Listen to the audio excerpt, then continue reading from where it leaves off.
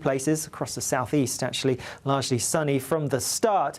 A bit more cloud as we head further north into parts of northern England and southern Scotland because of that lingering front here, but actually western Scotland, many parts of Northern Ireland starting the day on a pretty bright and sunny note. As we go through the day, where we have this frontal system, there will always be that little bit more cloud across some parts of Scotland, northern England and perhaps North Wales, and we'll see a bit more rain developing as well as we go through the afternoon. That could be a little bit heavy for some. Towards the far northwest and more so towards the southeast, lots of sunshine yet again, and with that sunshine we're going to see temperatures perhaps even higher than today. We're looking at 34, 35, 36 isn't out of the question. Then later on through tomorrow, more heavier rain developing across parts of northern England, southern Scotland. Could be some thundery bursts mixed in with this, but elsewhere most places having a fine end to the day. A bit more changeable to come weather-wise as we go through the end of the week, and we are going to see temperatures dropping a fresher feel.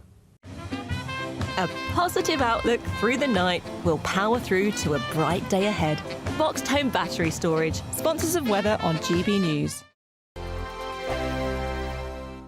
£54,321 cash could be yours. Cash that you could spend however you like. It's like having an extra £1,000 each week for a whole year to play with. Someone is guaranteed to win this amazing amount of cash, so make sure that someone could be you. For another chance to win £54,321 cash, text cash to 63225. One entry costs £2.50 plus one standard network rate message, or text bonus to 63225. 5 entries cost £5 plus one standard network rate message. Go to gbnews.com/win. Entries start at £2.50. Call 0903 686 3232. Calls cost £2.50 plus your network access charge. Or post your name and number to GB14 PO Box 8690 Derby DE1 9TT. UK only. Entrance must be 18 or over. Lines close at 4 p.m. on the 1st of August. Please check the closing time if listening or watching on demand. This is GB News, Britain's news channel. King Charles is stepping back from one of the most traditional royal duties, that's riding on horseback for Trooping of the Colour, which is coming up, I think, in a week's time, isn't it? At 76 and undergoing cancer treatment, he'll now take the salute from a carriage, just as Queen Elizabeth did in her later years. But as the King trades saddle for state coach, it raises a bigger question.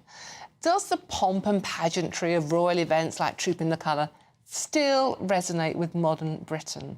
Or are we holding on to rituals that really reflect the country, and do we really care? I think the spectacle is important because it's symbolic, OK, and people really respond to that notion of heritage and grandeur. But I think it's about more than that. It's about constitutional monarchy. And there are 3 key points here. Constitutional monarchy produces higher standards of living than republics. It protects property rights and individual property because in the long term, it's not as vulnerable to ideology, and it holds a check on politicians as well. I'd much rather have King Charles than President Blair, and it's about continuity. Legoland is just a short hop, skip and jump away from Windsor Castle. It gets many more visitors than any royal castle or other event. So we don't need the royals to have spectacle. We can have spectacle without it. And okay, I think, Peter, you're not suggesting chopping their heads off, are you? Oh, no, of course not. Of course not. No, I'd be very kind and gentle. But the one point that was made was that the royals are part of British culture and tradition.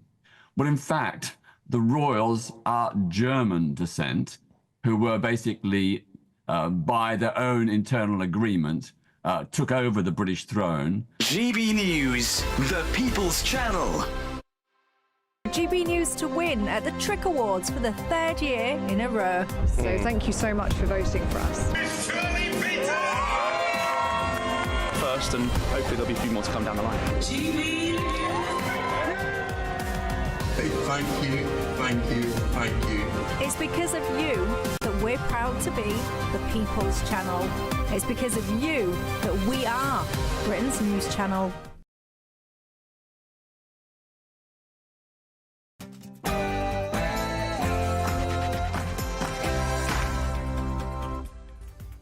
A very, very good afternoon to you on this magnificent Monday afternoon. It's 3 p.m. and welcome to the Martin Daubney Show here on GB News. We're broadcasting for you live from the heart of Westminster and all across the UK. On today's show, tomorrow, Sir Keir Starmer faces a welfare rebellion that could sink his government. With heavyweights rivals like Angela Rayner and Andy Burnham on manoeuvres today, the PM will launch a last-ditch U-turn. We'll cross live to the Commons for that all-important announcement. And the BBC is under fire from the Prime Minister, from Ofcom and from anti-Semitism campaigners for its hateful coverage of pro-Palestine rapper Bob Vylan at Glastonbury. Again, we'll be crossing live to the Parliament for a live statement and get a reaction from ex-BBC journalists for their thoughts. And GB News predicts that up to 900 immigrants could reach UK waters by the end of the day, with 300 already having crossed. We'll be live in Dover with Mark White for all of the very latest. And also coming on your show today. Today, I address you in a new capacity. I address you as the leader in waiting of Advance UK. Yes, former Reform Chairman Ben Habib has today launched his new political party, Advance UK. He claims that he wants to save the country, but many others claim that Mr Habib's new outfit will split the vote and keep the Labour Party in power. He'll join me in the studio for his first sit-down interview since the party launched at 7 this morning. And that's all coming up in your next hour.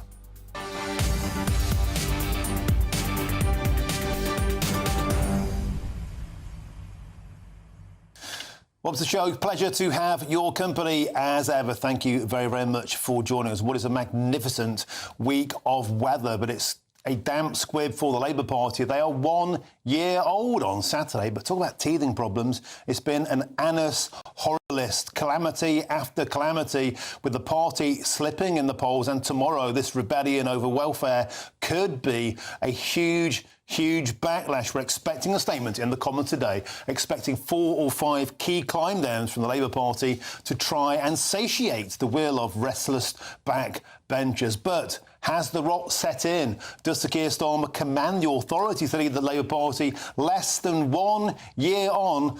Is his party crumbling under his watch? Get in touch usual ways. gbnews.com/your say is the way to do that. But that's your headlines on this sizzling Monday. Here's Tatiana Sanchez.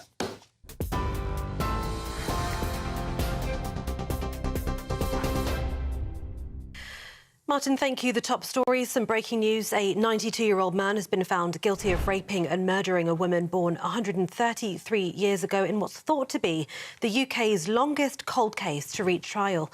Ryland Headley was convicted at Bristol Crown Court of killing 75-year-old mother of 2, Louise Dunn, at her home back in June 1967. Latest DNA technology, as well as matching palm prints taken at the scene more than 57 years ago, led a jury to find Headley guilty on both charges. Elsewhere, the Culture Secretary wants an urgent explanation from the BBC's Director General about how Bob Vylan's Glastonbury performance came to be broadcast. Number 10 says there is, quote, no excuse for this kind of appalling hate speech.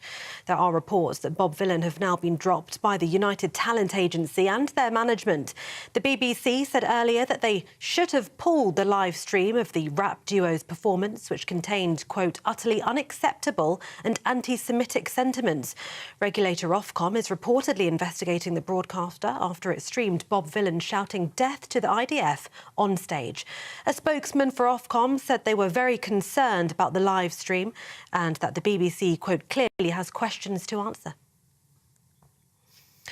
150,000 people will be forced into poverty because of changes to the welfare system. That's what Number 10 says, as they reiterate the welfare system is broken. That comes as the government will reveal the changes it's made to welfare reforms today, in the hope the concessions will be enough to shore up support from MPs in a crunch vote tomorrow. However, Downing Street refused to say whether reforms would be weakened again before tomorrow's vote. Work and Pensions Secretary Liz Kendall said the bill aims to deliver a fairer, more compassionate system, with the original reforms set to restrict the eligibility for personal independence payment and cut the health-related element of universal credit. Shadow Work and Pensions Minister Danny Kruger spoke to GB News.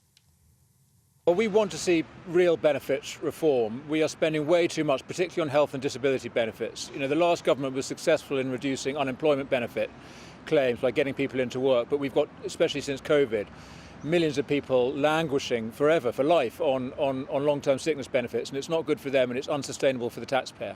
The problem with the government's reforms is, firstly, they weren't actually properly reforming the system, and they're destroying jobs, of course, as well, so it's very hard to get people into work when you're taking away the jobs they can go to. And now, because they've caved into their backbenchers, we're not really getting any meaningful cuts either, so this is a very weak bill we've got.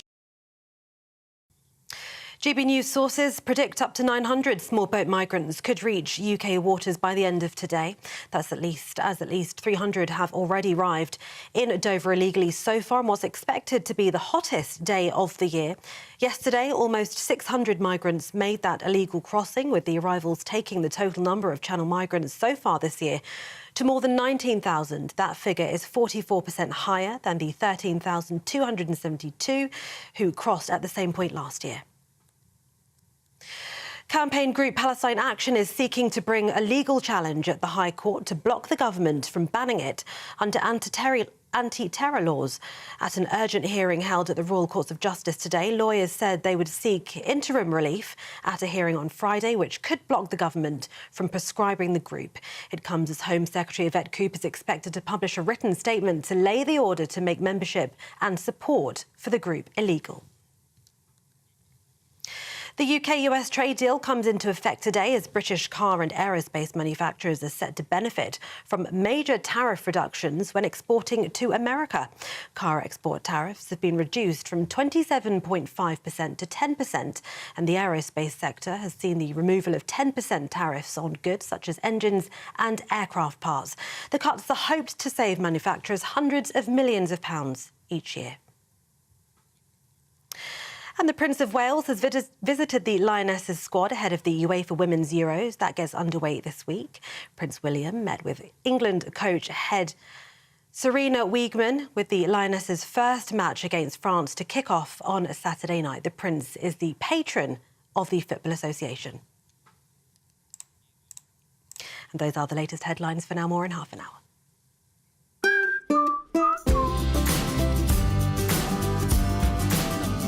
My Claim Group sponsors the GB News Finance Report. And here's a quick snapshot of the markets. The pound will buy you $1.3702 and €1.1690. The price of gold is £2,399.72 per ounce, and the FTSE 100 is at 8,781 points. My Claim Group sponsors the GB News Finance Report.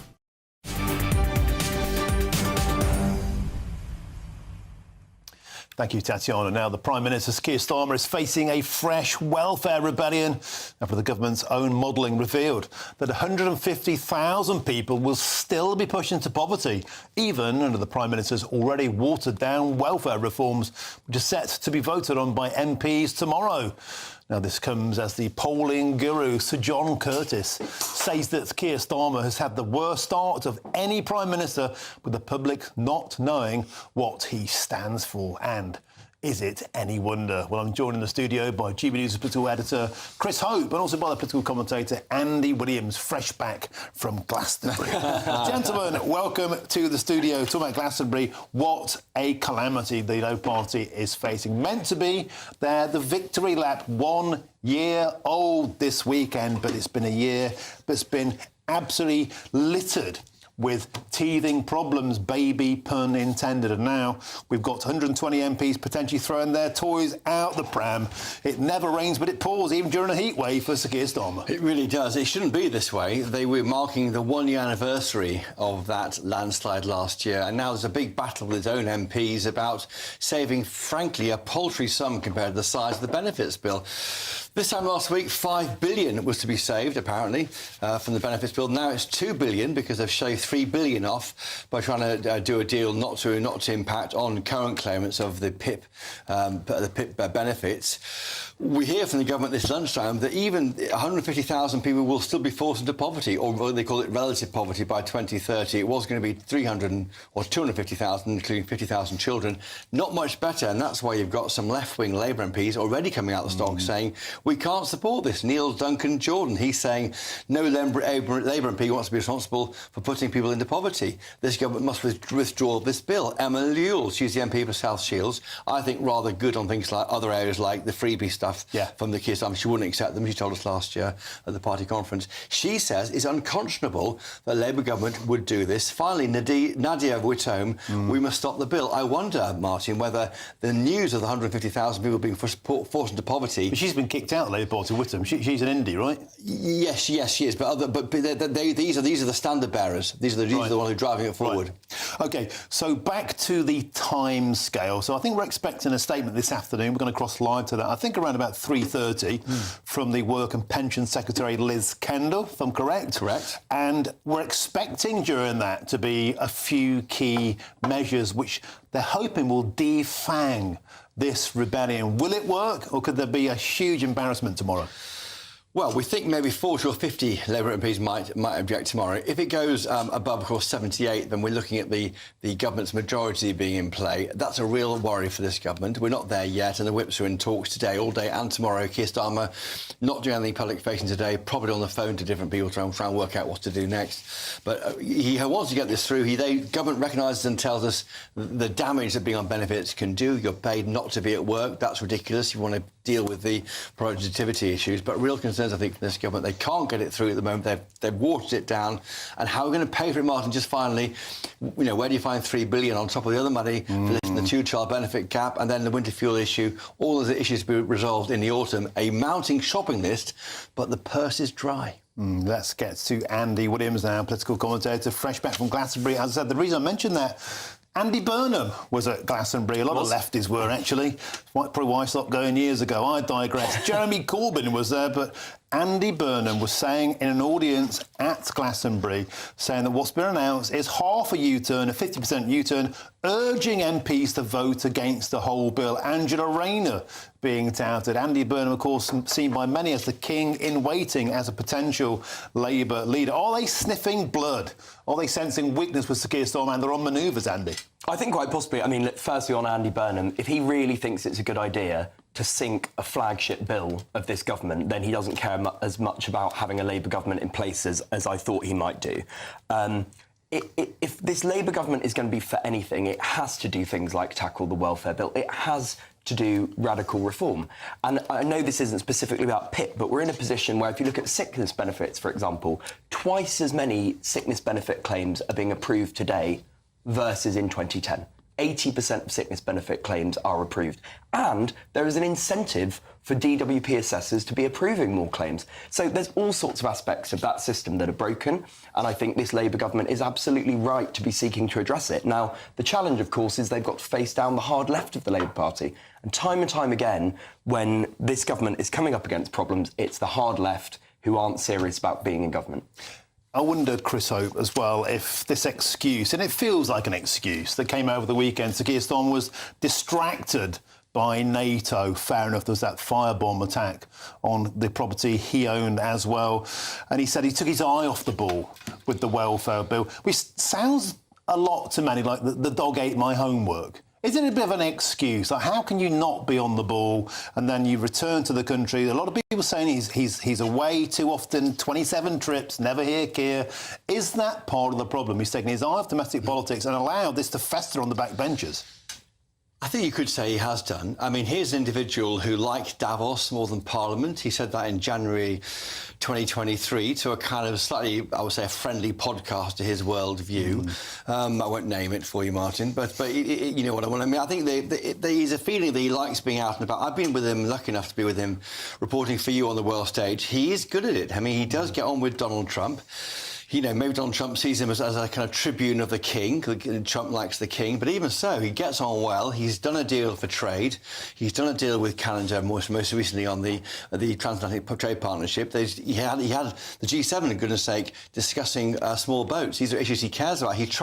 When we ask him, what on earth are we doing here, Keir Starmer, he says, I'm pushing my domestic agenda on the world stage. But what he's less good at, I think, is the touchy-feely stuff. He hasn't met one MP at all, the Politico website. He's never met his leader at all since the election. The other one says he spoke to him barely at all.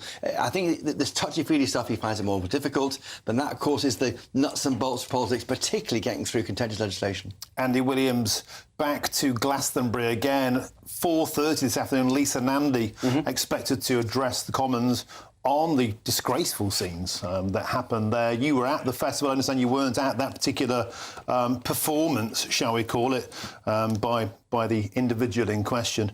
But nevertheless, it's another huge headache for the Labour Party, and a lot of people are saying this is symptomatic of the treacherous anti-Semitism that's taken over the left of British politics. I actually don't think it is a headache for the Labour Party. I think they'll be extremely clear that, the BBC, who I generally am out defending, I think it's a real force for good. I think it's an important aspect of our soft power, but they've clearly screwed up here by not simply having people watching the feed and being ready to pull it in case somebody did something like that. It was almost inevitable that something like this would happen. It is a very political festival.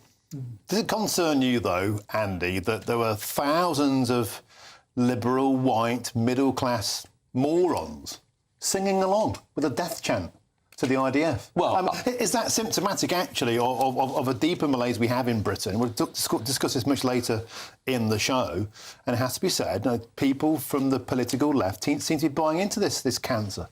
People from a part of the political left are buying into it. And I'm afraid we saw it during Jeremy Corbyn's leadership of the Labour Party become endemic within the party. And I think Keir Starmer did an excellent job of drawing a line under that and moving on. Today's Labour Party is not the Jeremy Corbyn Labour Party. But you're absolutely right. On aspects of the left, on the hard left, that is something that is undeniably there. Do you think it's just the hard left? Or do we need to have a full, frank, honest and open conversation about the fact the BBC, I put it to you, here's a theory, they didn't pull the plug on this because they're either naive or they actually worse than that. They tend to agree or at least sympathise with some of the politics of being pro-Palestine, challenging Israel at every opportunity. And you're absolutely right. It was totally an accident waiting to happen, one that I could have seen coming, so why didn't they? Perhaps they're blind to the offence caused. I mean, saying death to anyone, actually, frankly, should be a complete no-no. Death to the IDF is death to the Israeli army. What is that about? I mean, why it wasn't called out immediately by producers? I've got to say to you, there is news on this 4:30 on your show, isn't there? We've got a statement from Lisa Nandy, the Culture Secretary. Number 10 this morning are saying they've ordered an immediate review by Tim Davie, the top guy, Director General of the BBC. They're waiting this review with interest, they say. That sounds ominous to me. They're asking for an urgent explanation, no excuse for this appalling hate speech, they call it. And we strongly condemn the appalling comments by this individual in Glastonbury. They call it hate speech. They don't call it anti-Semitic because, of course, the attack was on the IDF, not on Jewish people, but some... Well, they're Jewish people. Well, that's where the law sits there. That's why it's different. How many non-Jewish people are in the IDF? I don't know. I'll put it to you, 0. I don't know, but that is where the law is. I'm intrigued by what's happening in Parliament today. Why is the government doing a written statement voluntarily about the BBC? Normally they're dragged kicking and screaming by the opposition parties to do so. Something could be afoot. OK, thank you very much indeed, Chris Hope. Andy Williams, always a pleasure. Now, moving on, as the temperature starts to soar, we've got the coolest cash prize of the summer to be won. A totally tax-free 54 grand, £321. That's right, 54321 is up for grabs in our latest Great British giveaway, and it could all be yours. Here's the details you need to enter. The Great British Giveaway is now even greater, with your chance to win our biggest cash prize so far. A totally tax-free £54,321 cash could be yours. Cash that you could spend however you like. It's like having an extra £1,000 each week for a whole year to play with. Imagine what you could do with that. Someone is guaranteed to win this amazing amount of cash, so make sure that someone could be you. For another chance chance to win £54,321 cash. Text cash to 63225. One entry costs £2.50 plus one standard network rate message. Or text bonus to 63225. 5 entries cost £5 plus one standard network rate message. Go to gbnews.com/win. Entries start at £2.50. Call 0903 686 3232. Calls cost £2.50 plus your network access charge. Or post your name and number to GB14 PO Box 8690 Derby DE1 9TT. UK only. Entrance must be 18 or over. Lines close at 4 p.m. on the 1st of August. Please check the closing time if listening or watching on demand. Good luck. Now, still to come, we'll be hearing from the government live in the House of Commons on their U-turns, on their welfare changes, as well as we're expecting a statement on Glastonbury. And next, we'll be live in Dover as GB News predicts that up to 900 illegal immigrants could reach British shores by the end of the day. We'll join Mark White, perched on the white cliffs of Dover. I'm Martin Daubney on GB News, Britain's News Channel.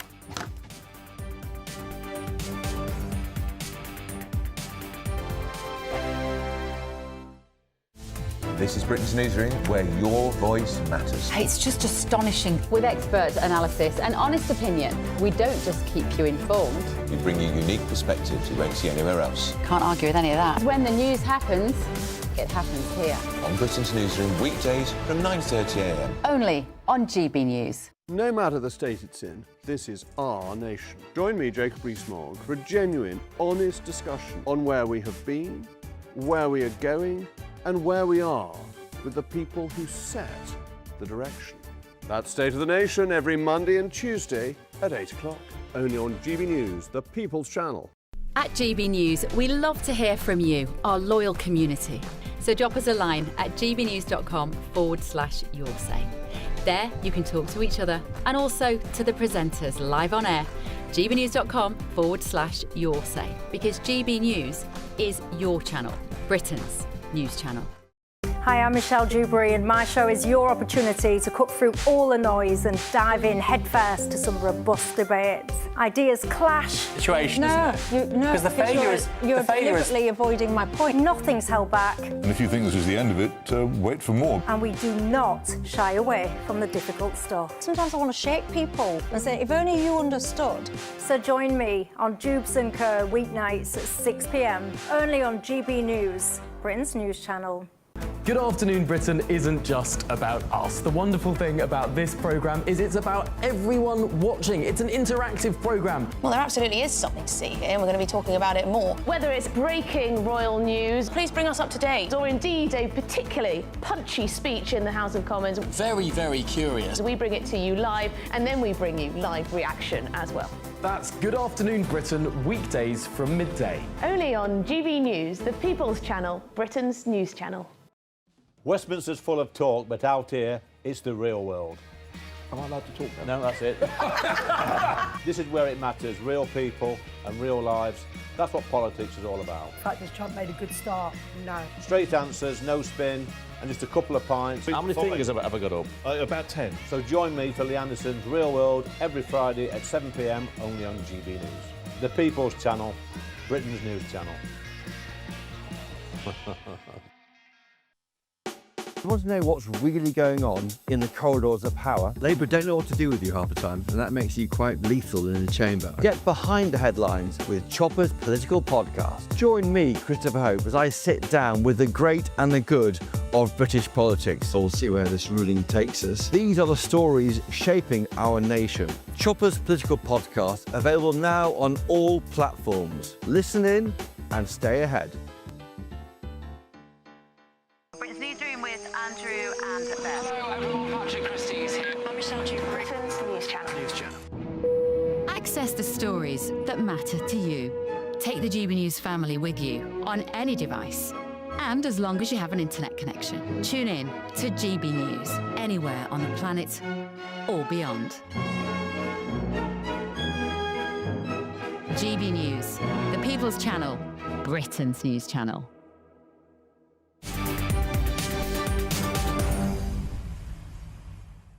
Welcome back. Time is 3:24. You with me, Martin Daubney, here on GB News.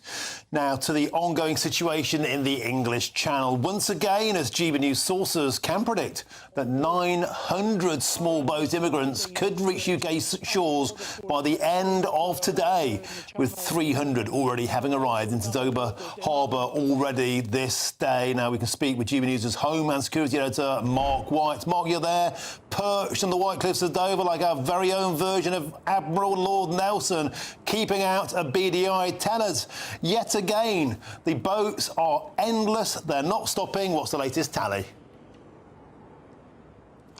Yeah, well, let's hope I don't suffer Nelson's fate anyway.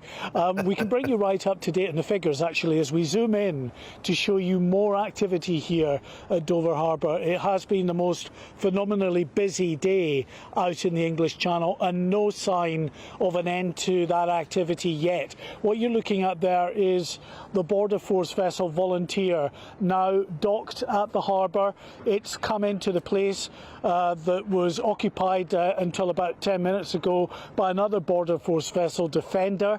That had 150 migrants on board, so 2 boatloads effectively, about 75 on each boat.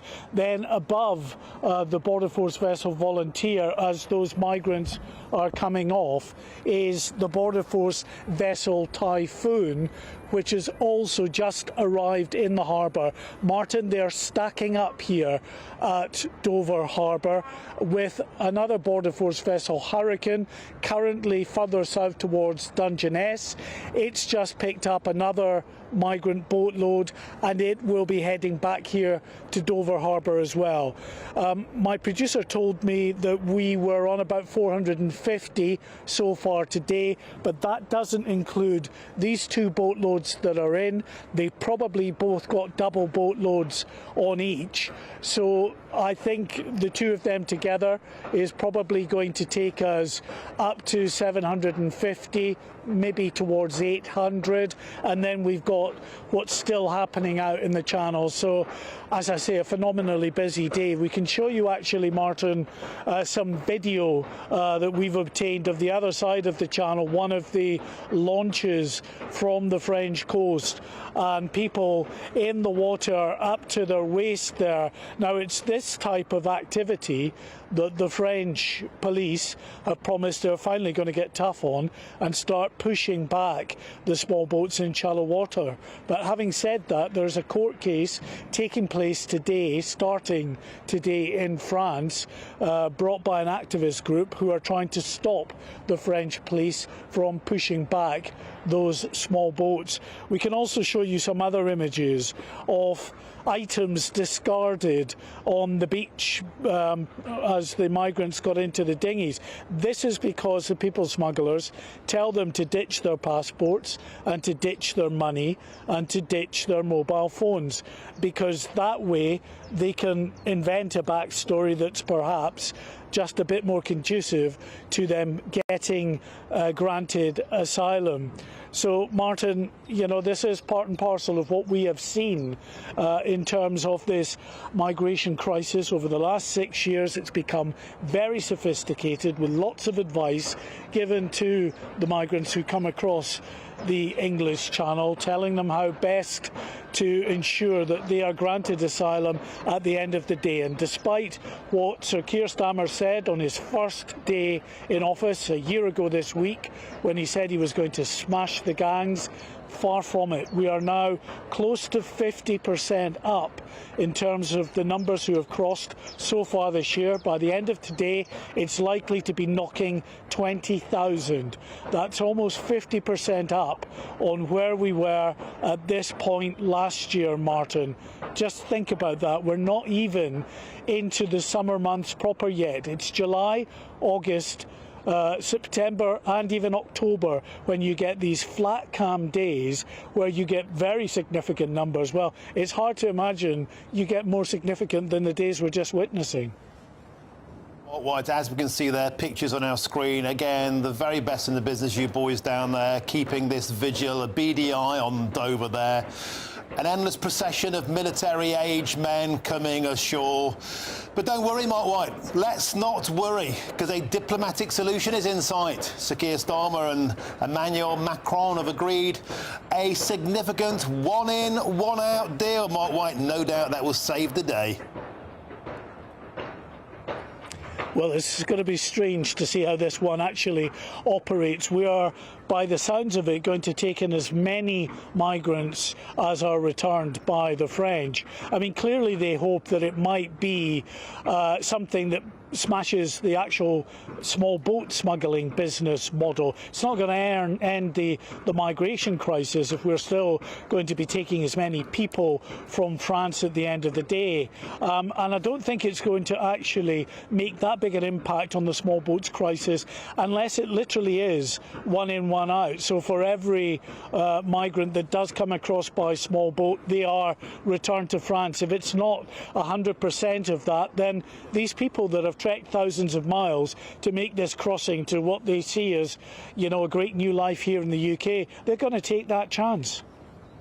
And Mark White, quickly before we go, we can see there again pictures on our screens just of these individuals traipsing up the gangplank towards Hotel Britannia, where the food, the drink, the mobile phones are all free, paid for by British taxpayers. What would you estimate today, Mark White, is the percentage of women and children?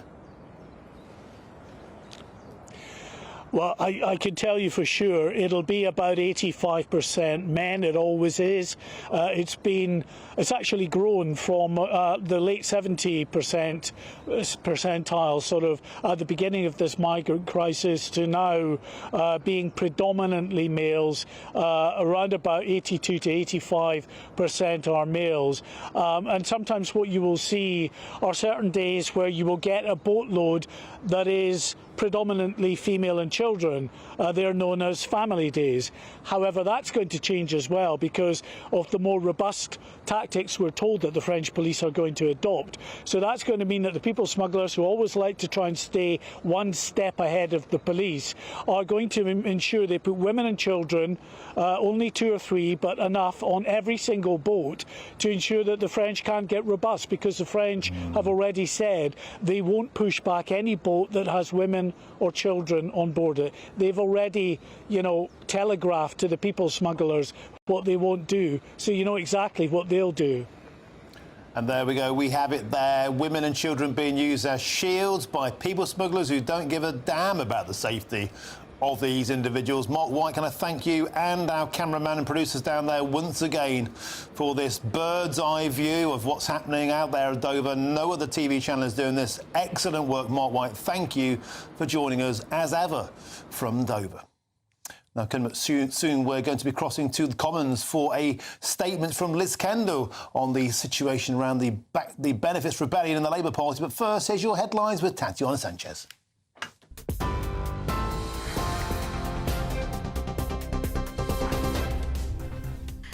Martin, thank you. The headlines at 3:30. The Culture Secretary wants an urgent explanation from the BBC Director-General about how Bob Vylan's Glastonbury performance came to be broadcast. Bob Vylan has now been reportedly dropped by their agent and management. 150,000 people will be forced into poverty because of changes to the welfare system. That's what Number 10 says as they reiterate the welfare system is broken. Shadow Work and Pensions Minister Danny Kruger spoke to GB News.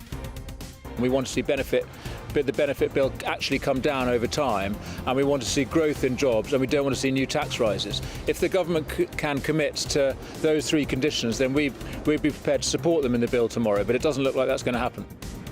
GB News sources predict up to 900 small boat migrants could reach UK waters by the end of the day today, as arrivals yesterday brought the total for the year so far to more than 19,000. Campaign group Palestine Action's taking court action to try to block the government from banning it as a terrorist organisation.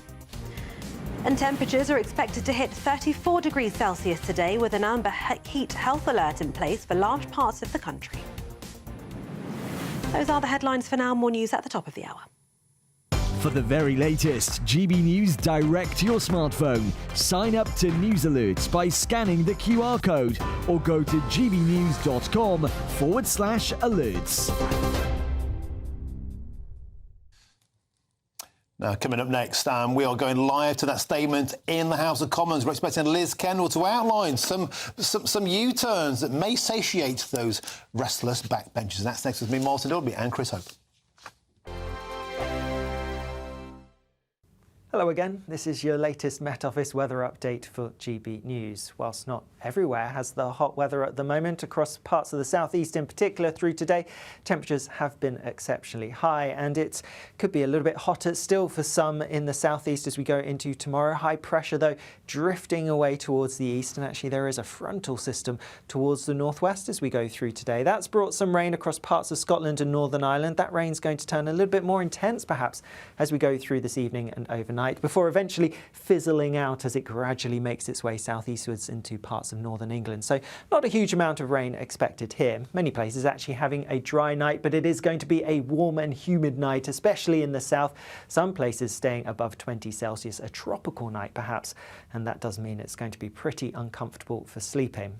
A fine start to the day though across many southern parts, albeit a warm, humid one. A bit of cloud in a few places across the southeast, actually largely sunny from the start.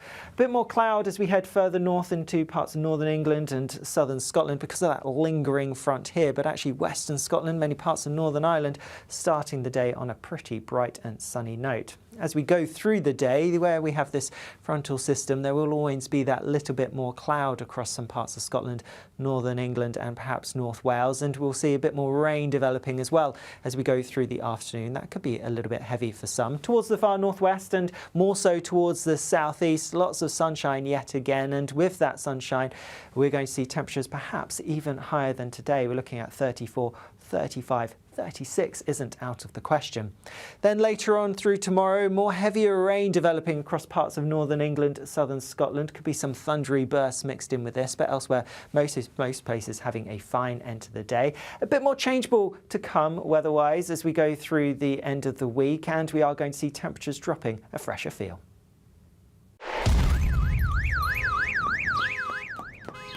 Crash Law 24 sponsors GB News Traffic and Travel Report.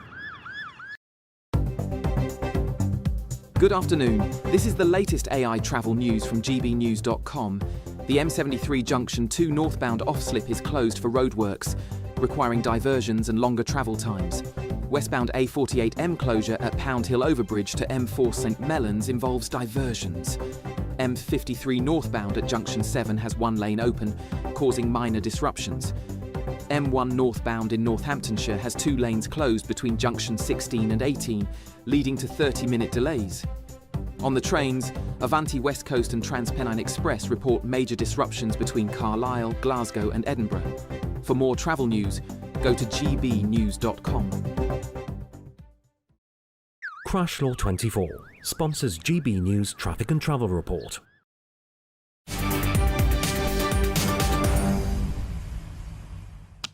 Welcome back. Time is 3:37. You're with me, Martin Daubney, here on GB News. Now, very shortly, the government will outline their concessions, their U-turns on their welfare reforms bill. And ahead of this, I'm joined in the studio by GB News political editor Chris Hope. Chris, we're expecting Liz Kendall to address the Commons shortly. In fact, no, she's doing it now. Let's go straight to the Commons. And social justice. Nice. And we are determined to build a fairer society where everyone has the chance to fulfil their potential and achieve their ambitions, no matter where they're born or what their parents do. We know, as all Labour governments know, that the only way of unlocking the potential of individuals and our country as a whole is when we collectively provide real opportunities and real support. I am proud of the steps that this government has already taken to deliver on our promise of a better future for all. We're creating more good jobs in every part of the country, including through our modern industrial strategy and plans for clean energy. We're in... Odd. Can I just say to the front bench, it's just started. If you're not interested, I know my constituents are, so please, I expect the same courtesy when you speak. We're investing in our vital transport infrastructure, in skills, getting the NHS back on its feet. Our landmark employment rights bill will improve the quality of work, and our increases in the national minimum wage are helping make work pay. But alongside these vital steps, we also need to reform the welfare state. The principles set out in our Pathways to Work Green Paper are rooted in values I know many MPs share. That those who can work must work, but often need proper support to do so. Those who can never work must be protected. And that the welfare state must be fair both for those who need support and for taxpayers, so it is sustainable for generations to come. But the system we inherited from the party opposite is failing on all these fronts. It incentivises people to define themselves as incapable of work just to be able to afford to live. It then writes them off and denies them any help or support. The result is 2.8 million of our fellow citizens now out of work due to long-term sickness. Almost 1 million young people not in education, employment or training. That's a staggering 1 in 8 of all our young people. And the future sustainability of the system has also been put at risk, with a number of people on personal independence payments set to more than double this decade to over 4 million, with awards increasing at twice the rate of increases in the prevalence of disabled people in our society, adding 1,000 new PIP awards every single day. Now, I know MPs on this side of the House have welcomed many aspects of our reforms. Our plans to bring in the first ever sustained above-inflation rise to the Universal Credit Standard Allowance. The first permanent real terms increase in the headline rate of out-of-work benefits since the 1970s, and historic change in the direction of public policy. The biggest ever investment in employment support for sick and disabled people, quadrupling what we inherited from the Tories to £1 billion a year. Our plans to ensure that people with severe lifelong health conditions will never be reassessed, removing all the unnecessary and unacceptable anxiety this brings. And our plans to legislate for a right to try, guaranteeing that trying work in and of itself will never lead to a benefit reassessment, giving people the confidence to take the plunge and try work, something many organisations have called for years. But, Mr. Speaker, there have also been real concerns about our initial proposals. We have listened carefully, and we are making positive changes as a result. First and foremost, many members of this House, alongside disabled people and their organisations, have been very concerned about requiring existing claimants to score a minimum of 4 points on at least one activity to be eligible for the daily living component of PIP when they are reassessed after November 2026. And they've been concerned that the pace of change was too fast.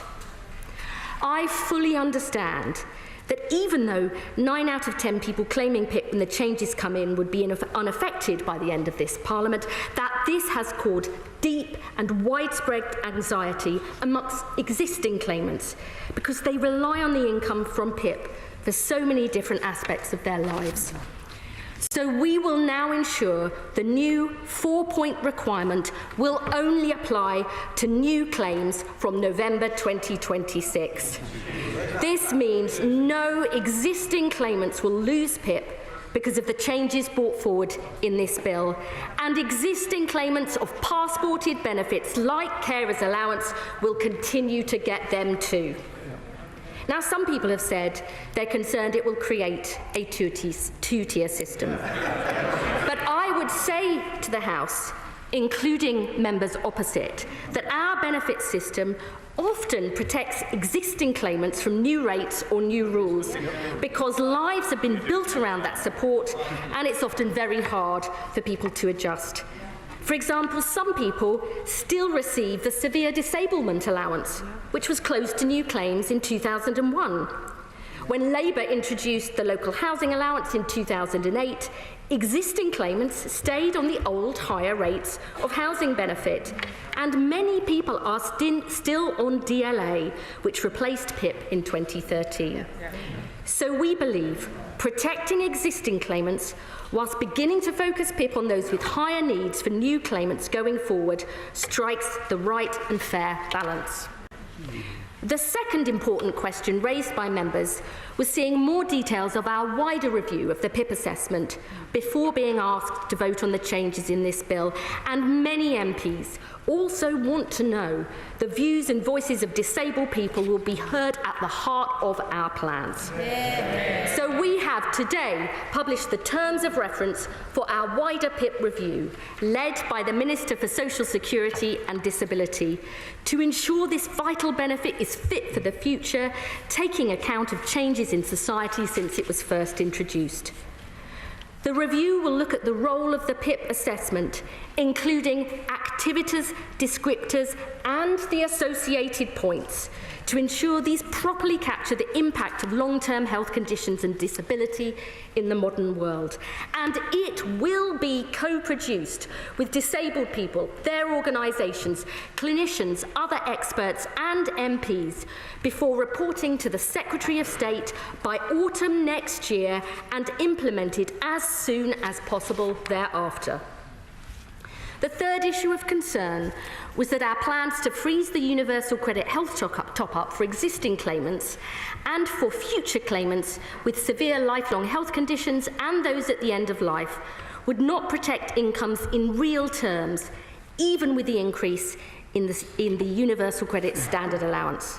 So I can today confirm that we will ensure for these groups the combined value of the universal credit standard allowance and the health top-up will rise at least in line with inflation, protecting their incomes from these benefits in real terms every year for the rest of this Parliament.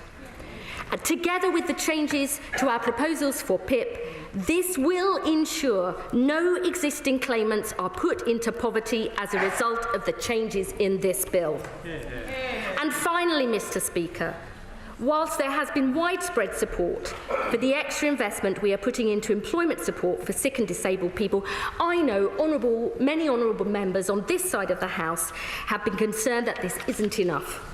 So I can today announce we are putting an additional £300 million into employment support for sick and disabled people.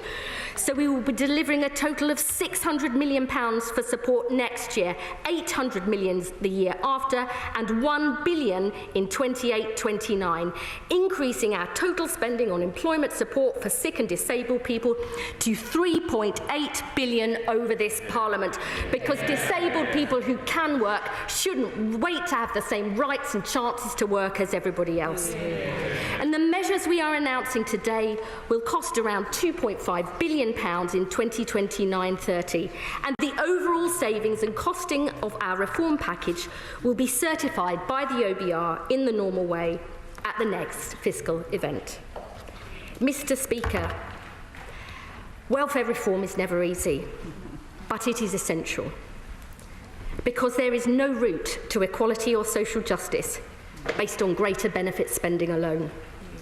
The path to a fairer society, where everyone can thrive, where people who can work get the support they need, and where we protect those who cannot work, that is the path we seek to build with our reforms. Our plans are rooted in fairness for those who need support and for taxpayers. They're about ensuring the welfare state survives, so there is always a safety net for those who need it, and so it lasts for generations to come. But above all, our reforms are rooted in our fundamental belief that everyone can fulfil their potential and live their hopes and dreams if we provide them with the right help and support. This is the better future we seek to build for our constituents and our country, and I commend this statement to the House. Service Secretary of State Alan Waitley. Thank you, Mr. Speaker, and I thank the Right Honourable Lady for advance sight of her statement. This is a government in chaos. Open rebellion from their own backbenches, unfunded U-turns costing billions, and welfare plans that are not worth the paper they are written on. Their latest idea is a two-tier welfare system to trap people in a lifetime of benefits and deny them the dignity of work while leaving the taxpayer to pick up the ever-growing bill. Mr. Speaker, it is a long-held Conservative belief that those who can work should work. Work provides security and purpose. That's why we launched universal credit, simplifying complex benefits and ensuring that work always paid. And it works. During the decade up to the pandemic, we got the number of people on benefits and the benefits bill itself down. 800 jobs were created for every day that we were in office. Giving millions of people the dignity and security that work brings. But then, during the pandemic, we saw something new. The health and disability bit of our benefit system started to break. The bill is forecast to hit £100 billion by 2030. One in every £4 of income tax will be spent on health and disability benefits, more than the entire defence budget. This is not fair for the taxpayer, not fair for people who are written off, and certainly not sustainable for the country. Yet despite Labour having 14 years in opposition and now a year in government, they still don't have a plan to bring down the welfare bill or get people into work. What we now have before us is a rushed and chaotic compromise. It is not reform in any sense of the word. It is woefully unambitious about savings, conspicuously lacks compassion, and achieves no meaningful change of a system we all know is broken. Thanks to the government's latest climb down, we are left with a plan that will save just £2.5 billion of a £100 billion bill by introducing a two-tier system. Two people diagnosed with Parkinson's a week apart will now receive different levels of support, all to clear up an internal Labour argument. The government's own impact assessment shows that these plans won't get a single person into work. The idea that work is the guiding motivation for these changes is laughable. And it's not there aren't things that the government could do. They could reform the Fit Nose system, which sees 94% of people applying being told that they are too sick to do any work at all. They could say today that they would make all sickness benefit assessments face-to-face. And they could get a grip of the rising claims for common mental health problems like anxiety and depression. Claims for these and neurodevelopmental conditions like ADHD are the main reason for the steep rise in the number of people in sickness benefits and make up more than half of all new claims. Absolutely. The Centre for Social Justice have found that you could save up to £9 billion by reforming these benefits. But nothing we've seen from Labour over the last couple of weeks suggests that they have the courage and conviction to grip this problem, and in the meantime, our welfare bill will only continue to rise. Mr. Speaker, we agree on the need for reform and have set out under what conditions we would support the government. First, the welfare budget must come down. Second, we need to get people back into work. And third, there must be no new tax rises to pay for increases in welfare spending. But with the welfare bill ever growing, unemployment rising and jobs disappearing, the bill fails on all accounts. So, will the Right Honourable Lady confirm whether the changes she's announcing today will be paid for through borrowing or taxation? Could I ask, where are these good jobs she claims to be creating when vacancies are going down and unemployment is going up? Has she read the impact assessment for their employment rights bill, which makes it clear that it will be harder for people to find work as a result? Why did it take them a year to publish the terms of reference for their PIP assessment review? And when can we expect changes if it doesn't report back until autumn 2026? Could I try one more time to ask what the difference is between her right to try guarantee and our chance to work guarantee? And finally, Mr. Speaker, is this it? Are there any more savings? Are they going to get any more people into work? Is this the extent of their ambition for reforming the welfare system during their time in office? In 5 years' time, is this going to be her legacy? Okay, and that was Liz Kendall there, the the Pensions Minister, and also Helen Whately, her counterpart, the Shadow, ahead of this benefits vote tomorrow. The rebellion, Chris Hope, our political editor, is here. A huge amount of dry technical detail there, a lot of word salad thrown in, Chris. But let's cut to the chase. Here we are. What are the big numbers? What matters? Big numbers there. They've that? halved the saving that they're going to get from the plans a week ago. $5 billion to be saved, now down to $2.5 billion. They're going to confirm all that when the OBR publishes its statement later this year. That's the government's accountancy body which works out whether what they say is right. The government is retreating from a savings here. 50% U-turn. Well, correct. And maybe worse. We'll see where they go to. The government couldn't today, number 10, couldn't today say there won't be more U-turns tomorrow to get this through Parliament. The number there from Helen Whately, the Shadow Work and Pension Secretary, $100 billion welfare bill by the end of the decade. We are now saving just $2.5 billion of that. That is barely a scratch on an elephant's backside. It's extraordinary. It's not what we thought a Labour government would try and do. And the elephant in the room, to continue this direction, is this is going to bankrupt the country. It's unaffordable, it's unsustainable. We're now spending more money on benefits than we do on defence, than we do on schools, than we do on policing. And they were meant to be clamping down to try and get a handle on this. They tried it. There was a rebellion from the political left. $5 billion of savings down to $2.5 billion of savings, 100 billion quid per year. I'll put it to you, Chris Hope, that the whole lot of them haven't got the guts to tackle the actual problem and do a proper clampdown. I think bankrupting the country is a bit strong, but I think the markets are watching this. $100 billion a year, as opposed to $1.5 billion on winter fuel allowance. We're living with this, and we're all bearing the cost of this. I think the markets are watching this closely. If they see a government that can't control costs, then you might get the kind of almost a Liz Truss effect. Not as serious, but you may have a question marks. The cost of borrowing goes up for the UK government. So there are question marks about what this means for the more wider economy. There are political question marks, notably about the next election. You know, why can't this government cut the benefits bill? It clearly needs to. It admits it's failing, and yet $2.5 billion is barely a scratch. And a $2.5 billion climb down on this, a $1.5 billion climb down on the winter fuel allowance. I think the farmers might be queuing up next and licking their lips, because it seems every time there's a pushback, they cave in. Wait and see. Also, to viewers watching on screen there, I think that's Debbie Abrahams. She's the Work and Pensions Committee chair. You'll note, by the way, that the Labour benches are packed. The Tory benches are not packed. I think that very much in the House of Commons, the Tories see this as a Labour problem, not one that they have to put up with. What's that old phrase about sometimes don't interrupt your enemies while they're making mistakes? Chris Hope, superb stuff. Now, plenty more reaction to the government's latest U-turn, a 50% watering down of that so-called benefits clampdown. That's next with me, Martin Daubney, on GB News, Britain's news channel. But first, here's your magnificent weather.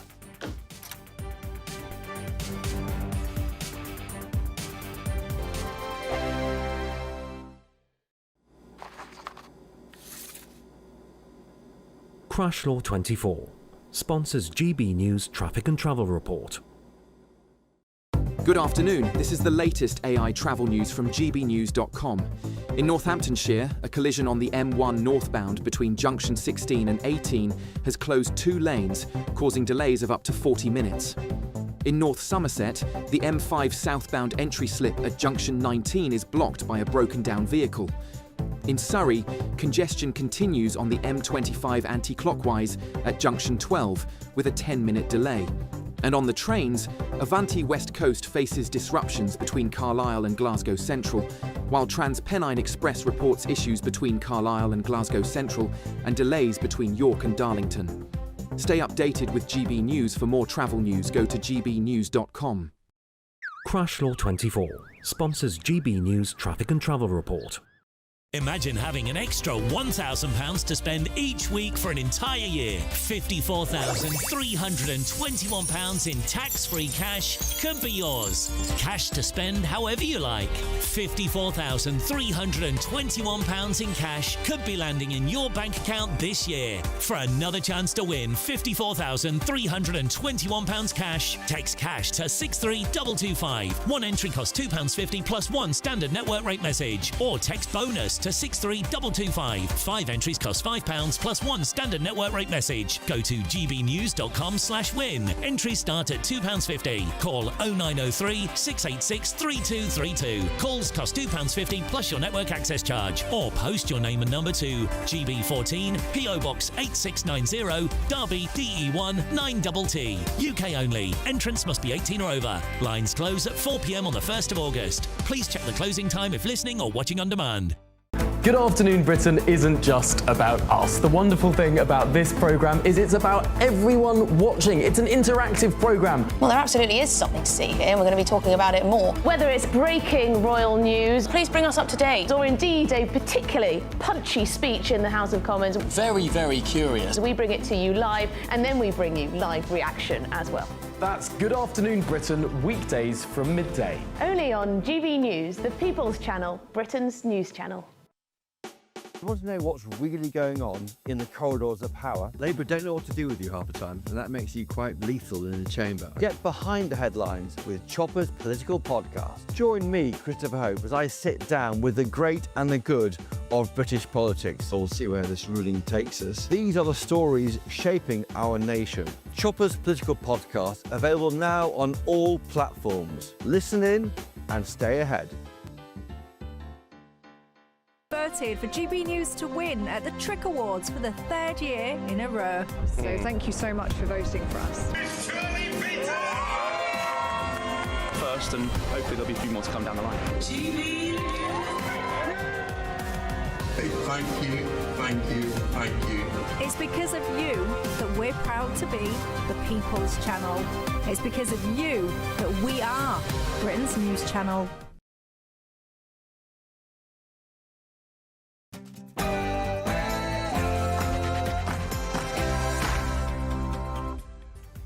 A very, very good afternoon to you on this magnificent Monday afternoon, and it's 4 p.m. Welcome to the Martin Daubney Show here on GB News, broadcasting for you live from the heart of Westminster and all across the UK. On today's show, tomorrow, Sir Keir Starmer faces a welfare rebellion that could sink his government, with heavyweights rivals like Angela Rayner and Andy Burnham on manoeuvres. Today, the government has launched a last-ditch U-turn at a cost of £2.5 billion. But will it work? And the BBC is under huge fire from the Prime Minister, from Ofcom and from anti-Semitism campaigners for its so-called hateful coverage of the pro-Palestine rapper Bob Vylan at Glastonbury. We'll be live in the House of Commons for a statement from the government on that situation later in the show. And also coming up today. Today, I address you in a new capacity. I address you as the leader in waiting of Advance UK. Yes, the former Reform UK chairman, Ben Habib, has today launched his new political party called Advance UK. Now, Mr Habib claims it will save the country, but many others claim the new outfit could split the vote and keep the Labour Party in power. Ben Habib will join me in the studio for his first sit-down interview, and that's all coming up in your next hour.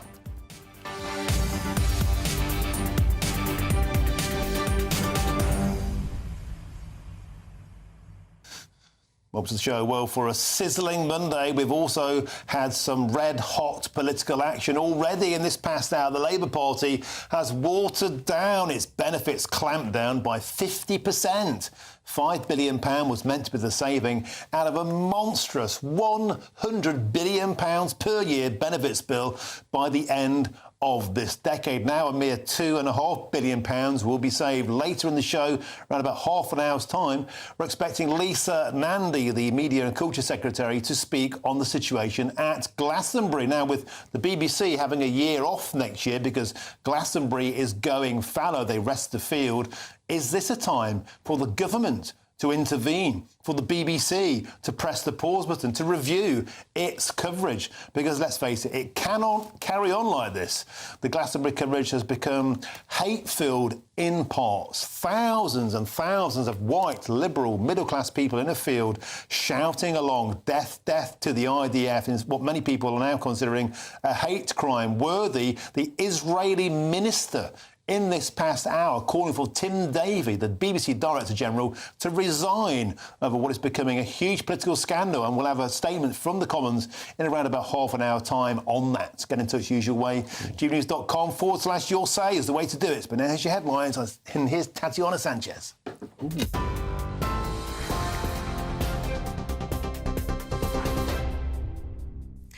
Martin, thank you very much and good afternoon. The top stories this hour. The Culture Secretary wants an urgent explanation from BBC's Director General about how Bob Vylan's Glastonbury performance came to be broadcast.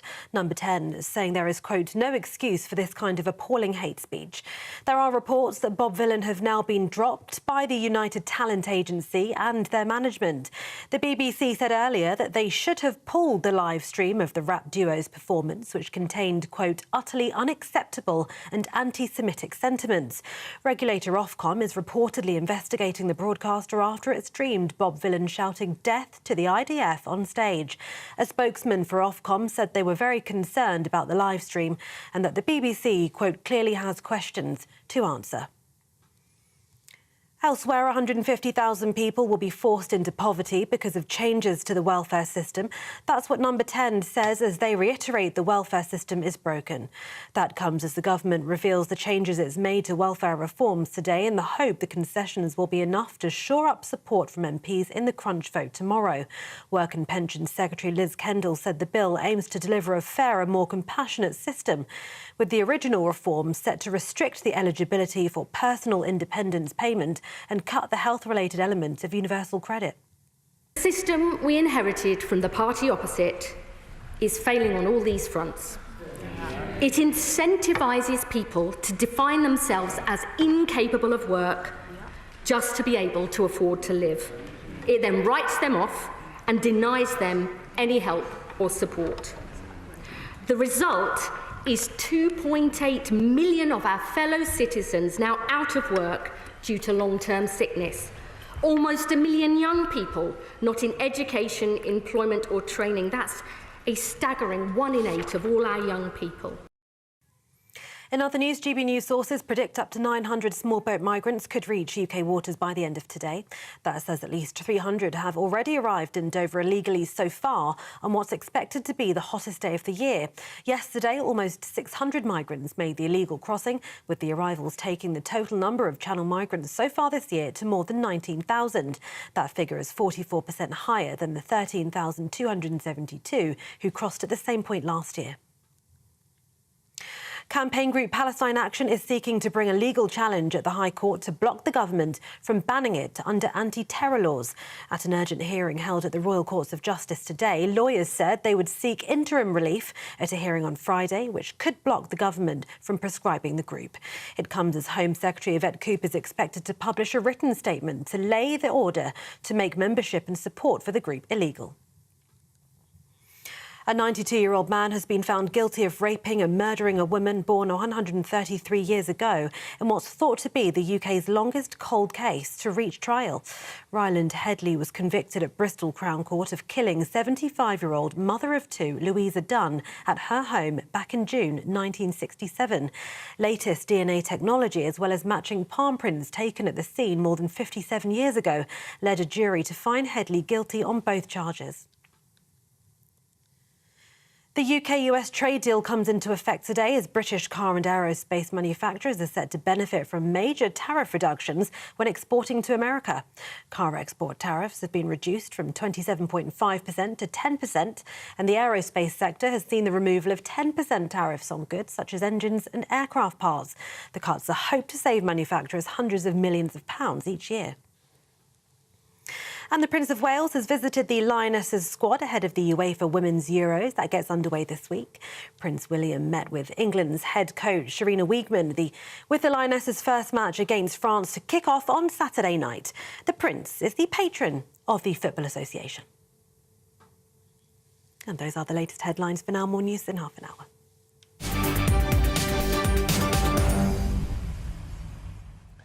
Thank you, Tatiana. Now, the Prime Minister is facing a fresh welfare rebellion after the government's own modelling revealed that 150,000 people will still be pushed into poverty, even under the Prime Minister's already watered-down welfare reforms, which are set to be voted on, of course, by MPs tomorrow, after the Work and Pension Secretary announced in the Commons a short while ago that the cost to Britain will be £2.5 billion.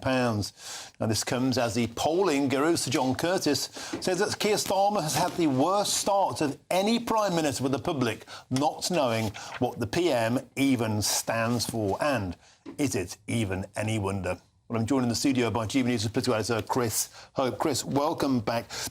So, a short while ago, we heard Liz Kendall, the Pensions Minister, detailing the new remodelled, U-turned variant of the Benefits Welfare Bill. There was a 50% U-turn. It was a cut to satiate the rebels.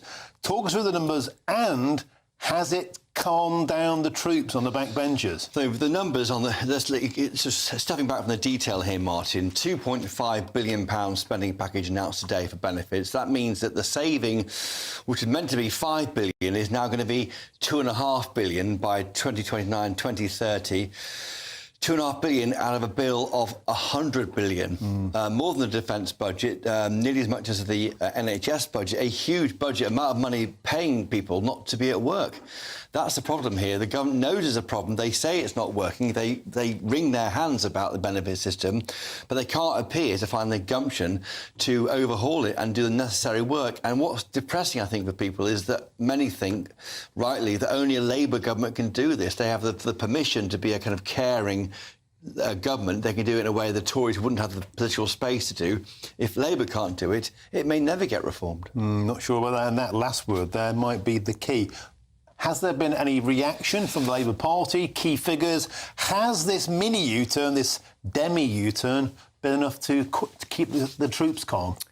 There has been some, and it's not great for the government. Now, someone called Debbie Abrahams, she is the chair of the Work and Pensions Committee. She has said to ITV News this afternoon that they implore the government to think again. She'll vote against the bill or abstain unless there are further changes. That means, I think, and that is why, now today in our briefing with Number 10 spokesman, they couldn't say that this announcement today, right now, from Liz Kendall, the Work and Pension Secretary, was the end of it. It could carry on. That £2.5 billion saving, a pimple on the rump of the scale of the benefits bill, that can get smaller and smaller by tomorrow night. Astonishing. And we have another statement due in the Commons in around about 20 minutes' time. This time, Lisa Nandy, the Culture Secretary, Media and Culture, of course, reacting, or in fact getting on a front foot. This astonishing situation at Glastonbury at the weekend. Bob Villan chanting "Death, death" to the IDF, and the government seems to be coming out on the front foot. What do you think we could expect here? Well, what's interesting here, Martin, is normally a statement on the BBC from the government is triggered by an opposition party putting in an urgent question, and the Speaker agrees it, and then a minister's dragged into talking about the BBC. I think government normally hate doing that because it goes towards journalistic freedom of expression and getting into a battle which isn't really where the government wants to be. What's interesting right now is that Lisa Nandy has volunteered herself to give a statement to the House of Commons, a written ministerial statement on BBC and Glastonbury. That says to me something is afoot. Now, I'll tell you why. We heard today from 10 Downing Street. They told us in terms that they say they're waiting to hear what Tim Davie does. He's the BBC Director General. He's been told to give an urgent response to the government about its concerns. Lisa Nandy, the Culture Secretary, spoke to him on Saturday night. We are yet to hear what the result is, but there's clearly concern in government about what is happening here. Those remarks made by Bob Villan, death to the IDF, are outrageous and are hate speech. This is what the government said earlier. We await this review from Tim Davie with interest. Why on earth was it allowed to be broadcast? They want that explanation and an urgent. They want that explanation of how it's broadcast and an urgent one from BBC Director General Tim Davie. No excuse for this appalling hate speech, they say, and so we'll see how it plays out. But the fact the government is volunteering a statement means there could be a lot more later on the story than we think right now. A lot of people have been saying two-tier justice. How come Lucy Connolly is languishing in prison for a Facebook post? Bob Villan, for the moment, still enjoying his liberty. Just on Lucy Connolly, the government doesn't comment on sentencing. So, you know, a point to be made and is made by GB News viewers. We do ask the questions, but they won't comment. OK, thank you, Chris. So please stick with us. I'm now joined by my next guest. That's the political editor at HuffPost UK, Kevin Schofield. Kevin, always a pleasure to have you on the show, my old friend. Let's start, if we can, about Liz Kendall's 50% U-turn, it seems like. Now a paltry £2.5 billion savings in this benefits review. It still doesn't look like it's going to be enough, though, to keep the backbenchers quiet. Well, yeah, I mean, as Chris was just saying, they're pretty extraordinary. Debbie Abrahams coming out and basically saying that the government has not gone far enough. Now, I was led to believe that she was one of the rebels who was in talks with Number 10 last night to try and last week, I should say, to try and broker a deal. Now, it did look as though the rebels, are a decent chunk of them anyway, had been squared off by what Keir Starmer offered them last Thursday night. But now it does seem to be falling apart. And, you know, we've already had Sadiq Khan this afternoon as well saying this does not go far enough. Andy Burnham yesterday at Glastonbury was actually saying, I hope MPs vote it down. It does not go far enough. So you wonder whether this U-turn is actually going to end up being a complete embarrassment, because if they still can't get the vote through, despite watering down the original reforms, then that will be a huge humiliation for Keir Starmer. Now, Kevin Schofield, it seems like a lifetime ago now, but it only actually was a year ago this week that Keir Starmer swept in with that landslide, and it just seems like things are starting to slowly unravel. Is there any coincidence that people like Andy Burnham are wading in? Andy Burnham, of course, would have fancied himself as being a Labour leader when Jeremy Corbyn got it the last time back. No, I think you're right. I think there's definitely people are on manoeuvres. Now, obviously, Andy Burnham faces the huge hurdle that he's not an MP. So, you know, he would need to find a way to come back into Westminster before he could even think about becoming leader. I thought it was interesting. Yesterday, Wes Streeting was very critical of Israel, as well as Bob Villan and the BBC. I thought that might have been a little nod to the Labour membership as well. There's no doubt, you speak to Labour MPs, they say even moderate MPs who are ostensibly fairly loyal, actually, to Keir Starmer say it's not good enough. They're openly speculating whether or not he can survive until the next general election. So, yeah, really tough times. And you can't really believe it's only a year, as you say, from Keir Starmer winning a landslide majority. And yet here we are 12 months on actually speculating as to whether or not he will last until the next election. And I wonder, Kevin Schofield, what we can expect from Lisa Nandy. Chris Hope saying it's extraordinary that she's getting on a front foot like this to try and take a grasp of the situation around anti-Semitism, Glastonbury, the BBC. What do you think we can expect? Well, I think we can definitely expect more criticism of the BBC from Lisa Nandy. We got that yesterday from Wes Streeting. Keir Starmer last night as well, saying that the BBC have got questions to answer. Now, as Chris just said there, we know that Lisa Nandy spoke directly to Tim Davie on Saturday night, not long after this row broke. We've yet to find out exactly what came of that discussion. But yeah, it'll be fascinating to see what Lisa Nandy says. Chris is absolutely right. It's very unusual, really, for a statement like this to be made by the Culture Secretary. So I think it demonstrates how serious the government are taking this, not least because Nigel Farage, if you saw, he put out a tweet on Saturday night, I think it was, criticising Bob Villan, saying, if make me Prime Minister and guys like this, you know, we'll take the country back from people like Bob Villan. And I just wonder whether politics are starting to play into this as well, that Labour now seem they need to be strong in their actions about this. OK, thank you very much for joining us. Kevin Schofield there, the political editor at HuffPost UK. Always a pleasure to have your input. Thank you very much. Chris, quickly back to you. I wonder if it just seems astonishing, doesn't it, that it's the Labour Party clamping down on benefits, the Labour Party clamping down on the BBC over anti-Semitism. Again, you mentioned that point to the Prime Minister directly. Is Nigel Farage living rent-free in your head? It all feels a bit Farage-esque. Nigel Farage is on GB News 3 nights a week, and he, of course, leads Reform UK. He's like a submarine, I think. He moves below the surface sometimes, but he seems to pull the ships on the surface around with him, and that's what's happening here. I mean, as I say, Kevin's right. I'm intrigued by this statement from the government. They hate talking about the BBC. Last thing they want to moan on about is the BBC. And yet they have to. They feel they have to, maybe because of what Nigel Farage said on Saturday night. And the benefits issue, again, that was welcomed, I think, the attempt at getting to grips with this benefits bill. The Tories were going much further. I think it was 20 billion, I think, from memory, in their manifesto. 2.5 billion is barely a scratch. I don't think that figure may be pulled back even more. And again, they can't say the saving until the OBR have looked at it in the autumn. It's a real worry here, I think, for all our taxes and how the government's going to balance the books later this year. I wonder, Chris, if this sense of like faffing around while Britain burns, or at least while we run out of money, 100 billion quid, it's like we need a proper kind of reset of this. We don't need this tinkering. I wonder if that does pave the way for a more radical solution. We've seen Donald Trump in America just go with big headline policies. We saw in France a 5-year ban on anybody claiming benefits who's coming into the country from overseas. Maybe we need an eye-catching policy like that in Britain to reset this conversation. Are you suggesting Reform UK may have the answer? I mean, I would say on Reform UK that it's all very well saying this stuff in opposition, but dealing with people's lives, dealing with the cost of... We have a country, I think, weaned onto benefits. Weaning them off is difficult and it's dramatic. Tough love. It's very hard. I mean, it's very hard. It's easy to say it in opposition and for journalists to say it like me, but if you're in power doing it, it's much harder. You could say, for example, like I used to live in Australia.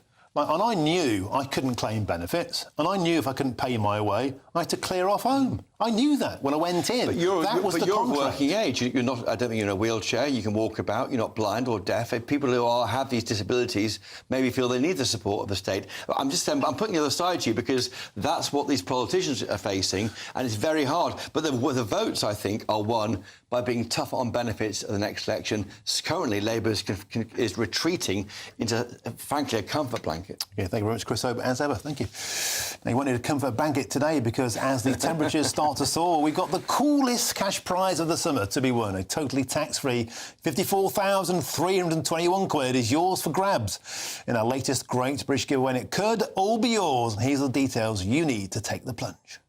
Imagine having an extra £1,000 to spend each week for an entire year. Well, it could be yours with our greatest Great British giveaway cash prize so far. £54,321 in tax-free cash could be yours. Cash to spend however you like, giving you the chance to have a year full of top treats. £54,321 in cash could be landing in your bank account this year. So make sure you're in the draw for another chance to win £54,321 cash. Text cash to 63225. One entry costs £2.50 plus one standard network rate message. Or text bonus to 63225. 5 entries cost £5 plus one standard network rate message. Go to gbnews.com/win. Entries start at £2.50. Call 0903 686 3232. Calls cost £2.50 plus your network access charge. Or post your name and number to GB14 PO Box 8690 Derby DE1 9TT.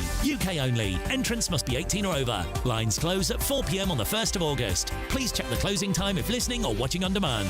Good luck. Now, coming up, the BBC is under fire once again, this time from the Prime Minister of Ofcom.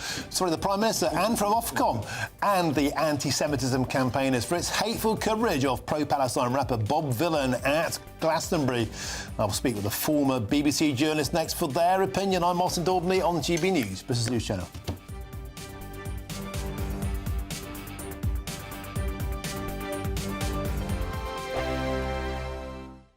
No matter the state it's in, this is our nation. Join me, Jacob Rees-Mogg, for a genuine, honest discussion on where we have been, where we are going, and where we are with the people who set the direction. That's State of the Nation every Monday and Tuesday at 8 o'clock, only on GB News, the People's Channel. At GB News, we are proud to stand for you, for the Britain you love, for the communities you live in. That's what makes us the fearless champions of Britain. Its voices and its values. Because we, at GB News, the People's Channel, Britain's news channel. Exciting news. Every Friday, my Patrick Christie's Tonight Show is going to have a twist to it. We're welcoming some special guests. You. That's right, on Fridays I'm going to be doing my show in front of a live studio audience because this show is about you and what you have to say. It's going to be the same big debates, same big topics, same big opinions. But every Friday night at 9 p.m, you are invited to come on down to Patrick Christie's Tonight to be a part of the action. Only on GB News, the People's Channel, Britain's news channel. At GB News, we love to hear from you, our loyal community. So drop us a line at gbnews.com/your say. There you can talk to each other and also to the presenters live on air. gbnews.com/your say, because GB News is your channel, Britain's news channel. Hi, I'm Michelle Dewberry, and my show is your opportunity to cut through all the noise and dive in headfirst to some robust debates. Ideas clash. Situation, because the failure is you're deliberately avoiding my point. Nothing's held back, And if you think this is the end of it, wait for more. and we do not shy away from the difficult stuff. Sometimes I want to shake people and say, if only you understood. So join me on Jubes and Kerr weeknights at 6 p.m, only on GB News, Britain's news channel. What is the state of our economy? What is the state of our National Health Service? What is the state of our schools? What on earth is going on? Understanding Britain means understanding the state we are in. This is State of the Nation with me, Matt Goodwin, Wednesdays, Thursdays and Fridays from 8 p.m. on GB News. Good Afternoon Britain isn't just about us. The wonderful thing about this programme is it's about everyone watching. It's an interactive programme. Well, there absolutely is something to see here, and we're going to be talking about it more. Whether it's breaking royal news, please bring us up to date, or indeed a particularly punchy speech in the House of Commons. Very, very curious. We bring it to you live, and then we bring you live reaction as well. That's Good Afternoon Britain, weekdays from midday. Only on GB News, the People's Channel, Britain's news channel. At GB News, we love to hear from you, our viewers and listeners. So drop us a line at gbnews.com/your say. There you can talk to each other and also to the presenters live on air. gbnews.com/your say, because GB News is your channel, Britain's news channel.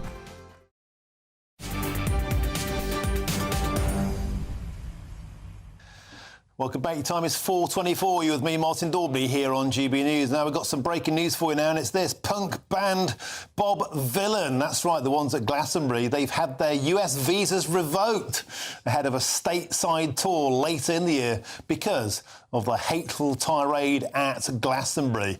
Now, the duo have now reportedly been dropped by their agency, and the BBC is now being investigated by the watchdog, of course, Ofcom. Now, the media regulator says it's very concerned about the live stream of Bob Vylan's performance, adding the BBC have questions to answer. Well, let's speak now with the former BBC journalist, Danny Shaw. Danny, welcome to the show. First of all, I'm guessing, like most people that saw that footage or have seen it in the aftermath, you condemn it in its entirety as disgraceful. Hi, Martin. Good afternoon. Yes, absolutely condemn it. Disgraceful. Massive mistake for the BBC to take it live in the first place and then not to pull out of it while it was being transmitted. And I mean, I'll be really honest with you. I never heard of Bob Vylan before the weekend. Perhaps that shows my age, and my interest in sort of this kind of music. Now everyone knows who Bob Vylan are, and all for the wrong reasons, I would say. I think it's a big mistake by the BBC, and I'm afraid this is not about guidelines. There are heaps and heaps of BBC guidelines. This is about a clear management failing, a failing by senior managers, senior editors. I don't know who it was who was in charge, who had the oversight to make those decisions, but this was a massive failing. And it's not the first time we've seen a management failing like this, and a lack of understanding of what this group, what this duo were likely to do, an understanding of their background, the statements they've made, the sort of music, and where they're coming from, the atmosphere that we're kind of living through at the moment. And all of that, I think, would have led them to make the decision, if they had understood that they shouldn't be streaming this duo live. but they made a wrong decision. All right. Well, Danny Shaw, Bob Villan is obviously an attention-seeking narcissist. Unfortunately for him, he's attracted the attention of the US government. Had their visas revoked, we understand, and there goes their lucrative tour to America. So there's cause and there's action and there's consequences. But I want to ask you, Danny Shaw, something perhaps a little bit closer to the bone. You can blame this on the management all you like, but I put this to you. Is there actually a mindset in the BBC that largely agrees, not with death to the IDF, but they're very pro-Palestine in their mindset? They're of the Corbynista end of the spectrum, a lot of the politics in the BBC. And I'll put it to you, the reason they didn't see this coming is perhaps they agree with the branch of politics as a poison in the BBC itself. Well, Martin, look, as someone who's spent 31 years working there, I don't see this as an issue of systemic bias. I see this as, and I'm afraid I've seen it time and time again, this is poor management, poor oversight, lack of grit, lack of supervision. I worked with some brilliant managers, some really good editors who have made bold decisions, quick calls, particularly in news where you need to make decisions really quickly on difficult subjects and you need to make the right calls and then take responsibility if they don't go right. But I'm afraid there are not enough managers like that who are prepared to do that. Danny, if I may interject, do you not think it's fair to say that the prevailing mindset of the BBC is ostensibly, without a shadow of a doubt, at the critical end of the spectrum when it comes to Israel and the pro end of the spectrum when it comes to Palestine? Yes or no? The evidence is abundantly clear. I don't think that. I think they've made mistakes. I think they've made some serious mistakes and some really poor errors of judgment, like the Gaza film, which went out without doing the due diligence behind it. On the other hand, they're being criticised for not showing a film about doctors in Gaza, which is now going to be transmitted by Channel 4. So in a way, they get criticism from both sides of the spectrum. I believe it's more about a failure to confront substandard performance, poor performance, bad behaviour. You see that around this issue. You see that around other issues, around bullying, around sexual misconduct. And it's just weak management, in my view. Now, sometimes those issues are really difficult to confront, and it takes a bit of bravery. And that's where I think you see the problems, and that's what I think you saw at the weekend as well. So, Danny Shaw, we're expecting a statement from Lisa Nandy, of course, the Media and Culture Secretary, shortly on this matter. It's an extraordinary state of affairs that a Labour government may be chastising the BBC over its coverage of Glastonbury. Well, it's not surprising that the Labour government is chastising the BBC. If you remember the sexed up dossier, Martin, going back to the death of David Kelly, that was a Labour government. Alistair Campbell was then the chief spin doctor. That was a Labour government in direct sort of conflict with the BBC. So this isn't a party political thing. Governments of both Conservative and Labour have clashed with the BBC at times when there's been some scandal or crisis, and the government feels it needs to give them a kicking or needs to sort of, hold its line. So I don't really read anything into that, Martin, I'm afraid. Danny, putting that to one side, we've got Sharon Heskell, the Israeli minister, calling for the BBC's Director General, Tim Davie, to resign over this blatant anti-Semitism, as she calls it. This isn't a politicised attack. This has offended millions of Jews across the planet. Yeah, I'm sure it has. And I think he's under a huge amount of pressure because there have kept being blunder after blunder after blunder. The Gary Lineker tweets, it was allowed to go on for far too long. As I said, the Gaza documentary, we've had the Hugh Edwards affair and other celebrities whose behaviour has been reprehensible. And a lot of it has been under Tim Davie's watch. So, of course, he's under huge pressure because at the end of the day, someone's going to have to take the rap for this mistake. And clearly questions are being asked about him and his leadership. Do you think he should get the job? I don't personally think he should get the job, but someone needs to be held to account. Who was managing that? Who was making the decisions? Who was doing the oversight on Saturday afternoon? That's what I want to know. That's the manager or the editor that needs to be held to account for that. I don't want some witch hunt. I don't want some public flogging. I'm just saying that that person needs to be held responsible for the decisions they made to allow that to go ahead live and then not to pull from the broadcast. OK, Danny Shaw, very quickly, Chris Hope's got a quick question to fire at you. Danny, great to see you. Quick question as a veteran BBC watcher. Do you think it's odd that the government is volunteering to do a statement on Glastonbury and the BBC in the Commons? Normally, ministers are dragged kicking and screaming at this kind of thing by the opposition parties. They don't normally volunteer doing one, do they? Yeah, no, I do think that's significant. I've just heard about that from Martin. So I'd be interested to see what's in it, whether there is something about leadership at the top of the BBC or some kind of independent investigation. I mean, I hope that there is some sort of independent investigation into this and also some of the other issues that we've seen around the Israel-Gaza conflict. I don't think it's enough for just another internal review or an internal inquiry. And we're still waiting, by the way, for the results of that review into the Gaza documentary, which went out, which, where the background of those contributing hadn't been checked properly. We still don't know what's happened to that. It's been months now. OK, thank you very much for joining us on the show. Danny Shaw, it was a pleasure to have your company. Thank you. Now, the BBC has released this statement, and it says millions of people tuned in to enjoy Glastonbury this weekend across the BBC's output. But one performance within our live streams included comments that were deeply offensive. The BBC respects freedom of expression but stands firmly against incitement to violence.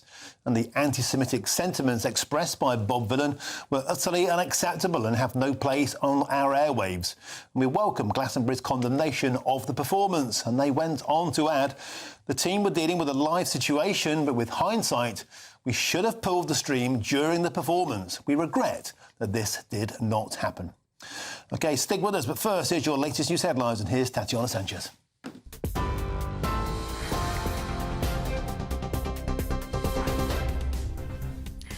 Martin, thank you. The headlines at 4:30. The Culture Secretary wants an urgent explanation from the BBC Director General about how Bob Villan's Glastonbury performance came to be broadcast. The group have now had their US visas revoked ahead of a tour later in the year. 150,000 people will be forced into poverty because of changes to the welfare system. That's what Number 10 says as they reiterate the welfare system is broken. Shadow Work and Pensions Minister Danny Kruger spoke to GB News.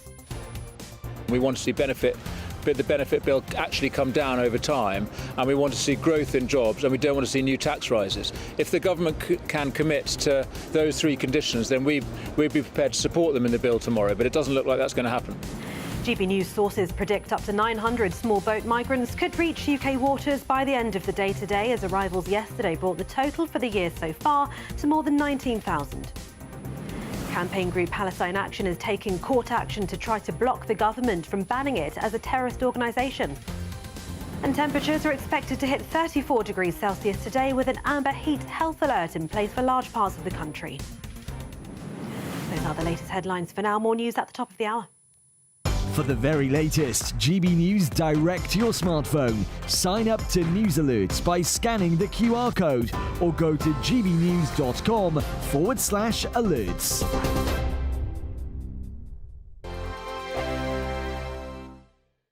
Hello again, this is your latest Met Office weather update for GB News. Whilst not everywhere has the hot weather at the moment, across parts of the southeast in particular through today, temperatures have been exceptionally high, and it could be a little bit hotter still for some in the southeast as we go into tomorrow. High pressure though drifting away towards the east, and actually there is a frontal system towards the northwest as we go through today. That's brought some rain across parts of Scotland and Northern Ireland. That rain's going to turn a little bit more intense perhaps as we go through this evening and overnight, before eventually fizzling out as it gradually makes its way southeastwards into parts of northern England. So not a huge amount of rain expected here. Many places actually having a dry night, but it is going to be a warm and humid night, especially in the south. Some places staying above 20 Celsius, a tropical night perhaps, and that does mean it's going to be pretty uncomfortable for sleeping. A fine start to the day, though, across many southern parts, albeit a warm, humid one. A bit of cloud in a few places across the southeast, actually largely sunny from the start. A bit more cloud as we head further north into parts of northern England and southern Scotland because of that lingering front here. But actually western Scotland, many parts of Northern Ireland, starting the day on a pretty bright and sunny note. As we go through the day, where we have this frontal system, there will always be that little bit more cloud across some parts of Scotland, northern England and perhaps North Wales, and we'll see a bit more rain developing as well as we go through the afternoon. That could be a little bit heavy for some. Towards the far northwest and more so towards the southeast, lots of sunshine yet again, and with that sunshine we're going to see temperatures perhaps even higher than today. We're looking at 34, 35, 36 isn't out of the question. Then later on through tomorrow, more heavier rain developing across parts of northern England, southern Scotland. Could be some thundery bursts mixed in with this, but elsewhere most places having a fine end to the day. A bit more changeable to come weather-wise as we go through the end of the week, and we are going to see temperatures dropping a fresher feel.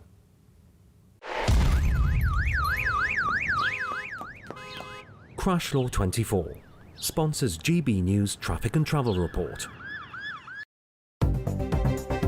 Good afternoon. This is the latest AI travel news from GBnews.com.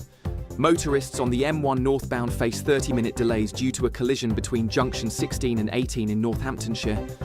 A broken-down vehicle on the M8 westbound slip at junction 8 restricts lane 2.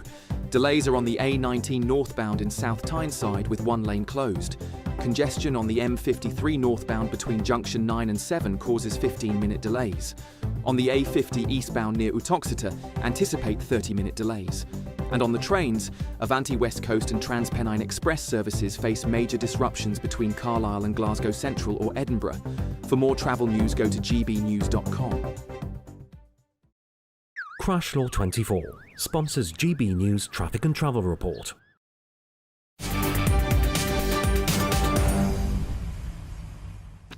Welcome back. Time is 4:38 on this sizzling Monday with me, Martin Daubney, here on GB News. Now, an Albanian burglar with nearly 50 convictions has been allowed to stay in the UK after a judge found his crimes were not extreme enough. Now, a tribunal was told that he posed a serious threat to the UK and should be deported. However, the judge Leonie Hurst, remember that name, rejected these arguments and said that she found the crimes were not of the very extreme type of offending that would cause deep public revulsion and thus allowed him to stay. Well, I'm joined in the studio by the Research Director at the Centre for Migration Control, Rob Bates. Rob, let's start with the individual in question, Zenel Beshi, a prolific criminal with a rap sheet as long as my legs, and yet he was allowed to stay in Britain. Let's talk about him first, and then Leonie Hurst. So I think the real problem is we set far too high a bar when it comes to actually removing individuals from the UK. Normally what has to happen for an individual to actually be deemed a public threat and actually shipped off back to their country's origin, if they have to be given a custodial sentence of 12 months. This particular individual has racked up a real track record of crimes and criminality, ruining lives, causing absolute carnage on the streets of the UK, 50 convictions, including burglary, and we've now had it decided by the wise judges of the immigration tribunals that this is an individual that actually probably is conducive to the public good, and his presence here is somehow something that we shouldn't be shirking away from. I would argue any foreign national who's ended up with a conviction should be instantly eligible for deportation. It doesn't matter if the conviction that they ultimately end up with is 12 months custodial or not. They have come to our country and shown grave disrespect to our laws. They should be removed. Wanted on the continent, in Italy, for all sorts of crimes, didn't declare them upon entry to the UK. Nobody bothered to double-check. He applied for a right to remain and was granted it. And then finally, it was ruled he wasn't serious enough to be deported, which brings us neatly on to the judge in question, Leonie Hurst. What do we know about Ms Hurst? So there are a lot of these cases coming out, and it's obviously really laying bare how ridiculous the situation is. Charles Hyams at the Telegraph doing great work.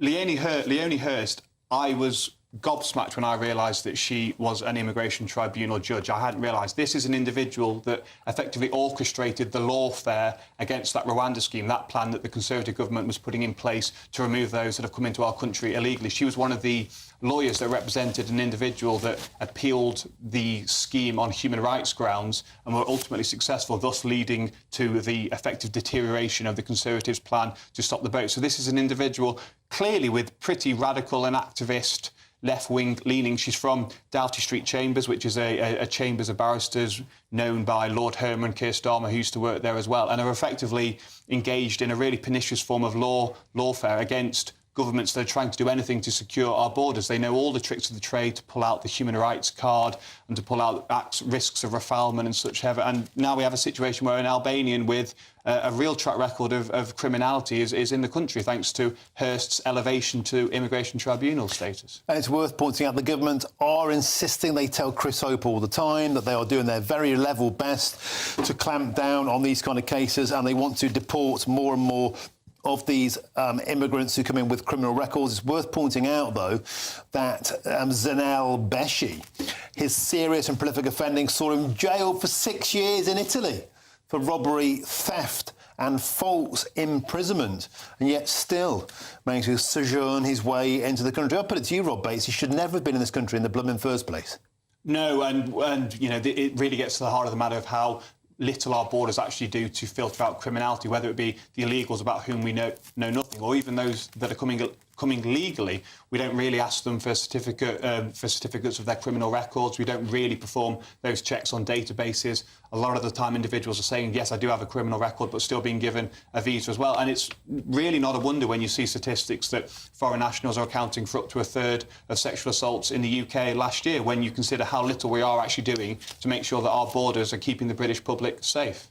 It's also worth pointing out, I think there's a general belief amongst the public now that this downgrading of crimes, burglaries destroy lives. They're not taken as extreme enough here by the judges. 270,000 home burglaries are reported to the police each year, with only 1 in 25 of them even resulting in the thief being caught, let alone charged. And 1 in 8 people, 13%, Rob Bates, end up moving home because of the trauma of being broken into. It's not a small crime. It's a crime that destroys lives, and particularly when it doubles together with the fact somebody who's a serial and prolific offender who's been jailed for multiple years on the continent can simply waltz into Britain. Yeah, the amount of criminality that is going unsolved in the UK has incredibly eroded the social trust that is needed for a country to actually thrive and to start building itself up. I think we're at a point now where most people realise that Britain is broken. If they get their phone stolen in London, no point reporting it. If you have your bike nicked, well, what are the police going to do? They won't do anything. People have given up. We are in the midst of a crime crisis. What I would argue is that, at the very least, our immigration policy should not be compounding that crisis by introducing individuals about whom we are doing very little to actually get to know their background, whether they have got a track record of criminality, as in the case of this individual. And Rob Bates, you did some excellent research last week that showed that people simply disappearing into the economy. Guess who tops the list? Our friends, the Albanians.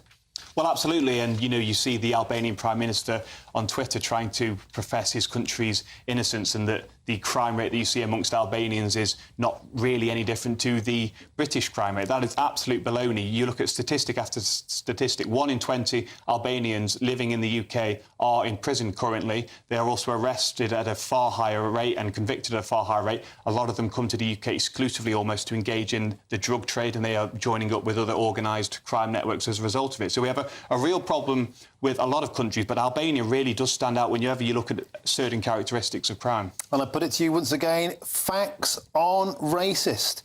The Albanian population, across the population, is more likely to engage in criminality. Rob Bates, that's not to say that all of them do, of course, usual caveat, but the data never lies. Rob Bates, thank you very much for joining us. Always a pleasure. Now, if in search of some holidays this year, then here's the forecast for some of the top European destinations, including Albania.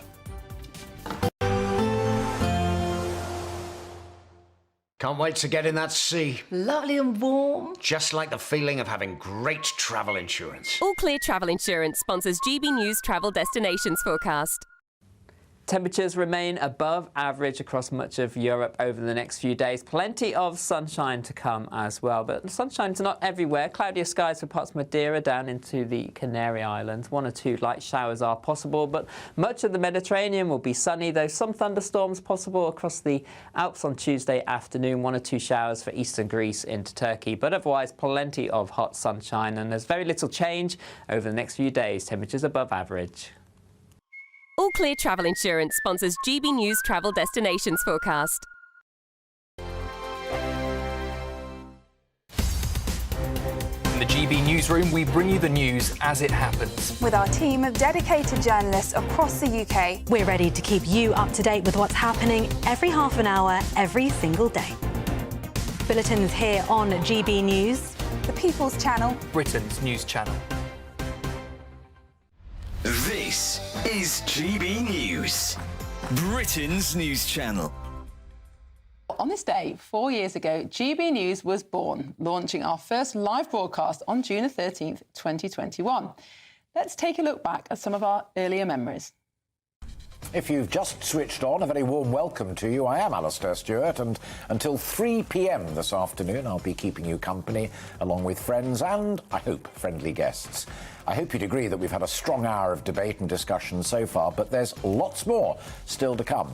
GB News is all about you, our viewers. Any burning questions or stories that you think we need to cover, no matter how big or small, we really do want to hear from you. Well, we can now speak with former GB News presenter Alistair Stewart. Alistair, thank you so much for joining me. Thinking back to 4 years ago, what did you think the channel's prospects were? Did you think it would be a success?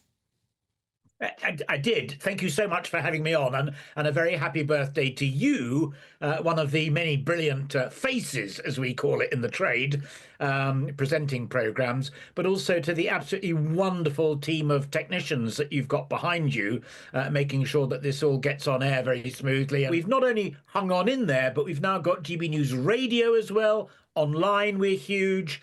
We get quite good numbers on viewing, very, very good numbers on listening, well ahead some of the other competitors. I do remember when Murdoch launched Talk, there were quite a few people in the newsroom who were nervous, not because they were so good, but because Murdoch had so much more money than we did. We've seen them off. They're virtually dead in the water now, and we are thriving, celebrating 4 years of triumphal and brilliant journalism. GB News, the People's Channel.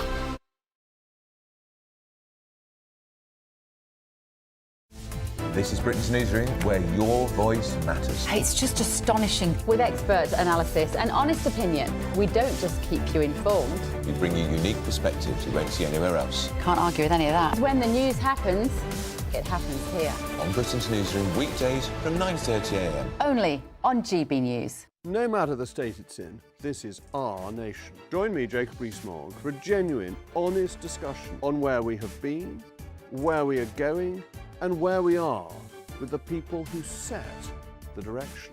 That's State of the Nation every Monday and Tuesday at 8 o'clock. Only on GB News, the People's Channel.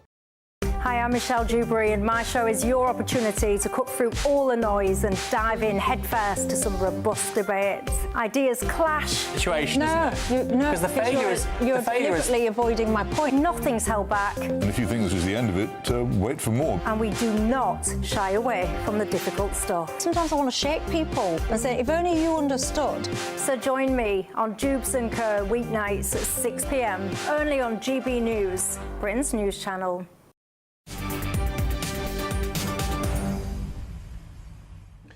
Welcome back. Time is 10 to 5. You're with me, Martin Daubney, on GB News. Now, we've got some breaking news for you now, and it's this. Bob Vylan and Kneecap's performances at the Glastonbury Festival on Saturday are now subject to a criminal investigation. They've been recorded as a public order incident, Avon and Somerset's police said. Of course, that is the local constabulary. Just to repeat that breaking news, Bob Vylan and Kneecap's performances at Glastonbury Festival on Saturday are now subject to a criminal investigation. They've been recorded as a public order incident, Avon and Somerset police said. Now, we're crossing soon to the House of Commons. Lisa Nanny expected to speak. That might be actually explain why there's been a slight delay in proceedings. Now, moving on, today is one of the hottest June days on record ever in Blighty, with highs of 34 degrees, serving tennis fans a sweltering start to Wimbledon.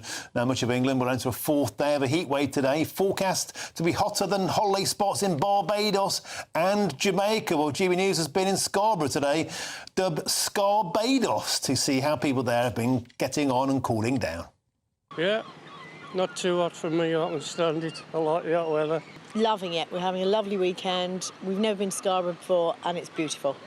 I'm really enjoying it. I'm a child of the sunshine, so I don't care. It's glorious. I love the heat.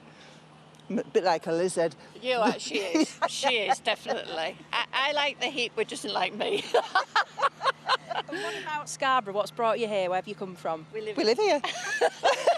What do you like about it? It's just a lovely place to live. Well, it is. I've lived here all my life anyway. We're going around Marine Drive and just calling off a few pubs and yeah, we'll have a good time.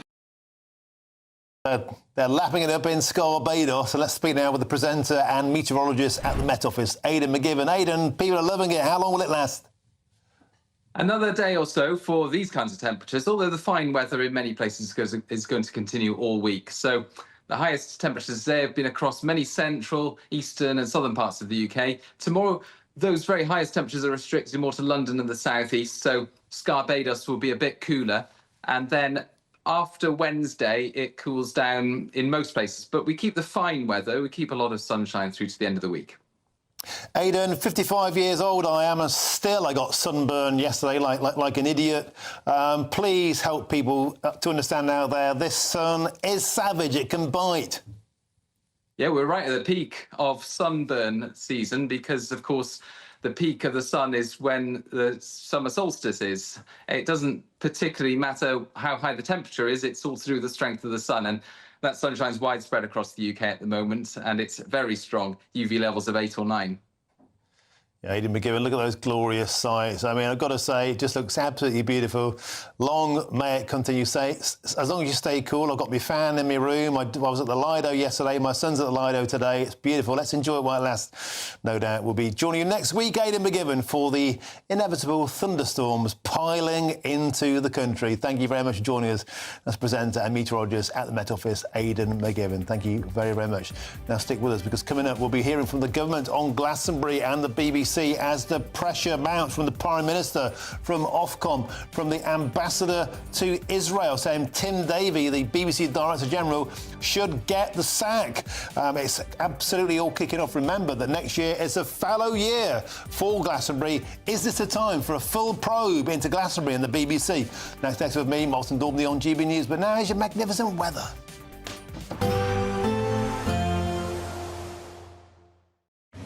Even though we'll see a cloudy start, it'll be a bright outlook for the rest of the day.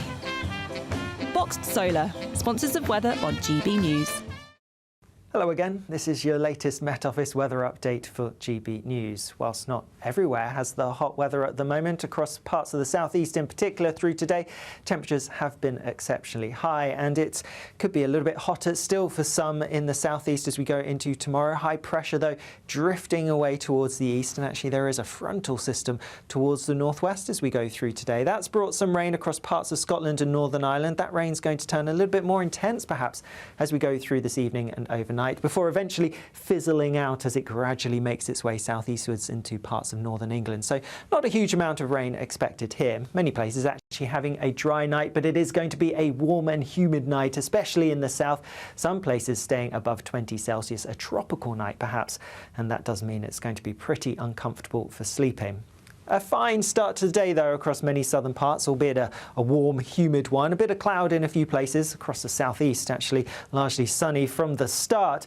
A bit more cloud as we head further north into parts of northern England and southern Scotland because of that lingering front here. But actually western Scotland, many parts of Northern Ireland, starting the day on a pretty bright and sunny note. As we go through the day, where we have this frontal system, there will always be that little bit more cloud across some parts of Scotland, northern England and perhaps North Wales, and we'll see a bit more rain developing as well as we go through the afternoon. That could be a little bit heavy for some. Towards the far northwest and more so towards the southeast, lots of sunshine yet again, and with that sunshine we're going to see temperatures perhaps even higher than today. We're looking at 34, 35, 36 isn't out of the question. Then later on through tomorrow, more heavier rain developing across parts of northern England, southern Scotland. Could be some thundery bursts mixed in with this, but elsewhere most places having a fine end to the day. A bit more changeable to come weather-wise as we go through the end of the week, and we are going to see temperatures dropping a fresher feel. Expect a warm front, moving from the kitchen right through to the rest of the house. Boxed Boilers, sponsors of weather on GB News.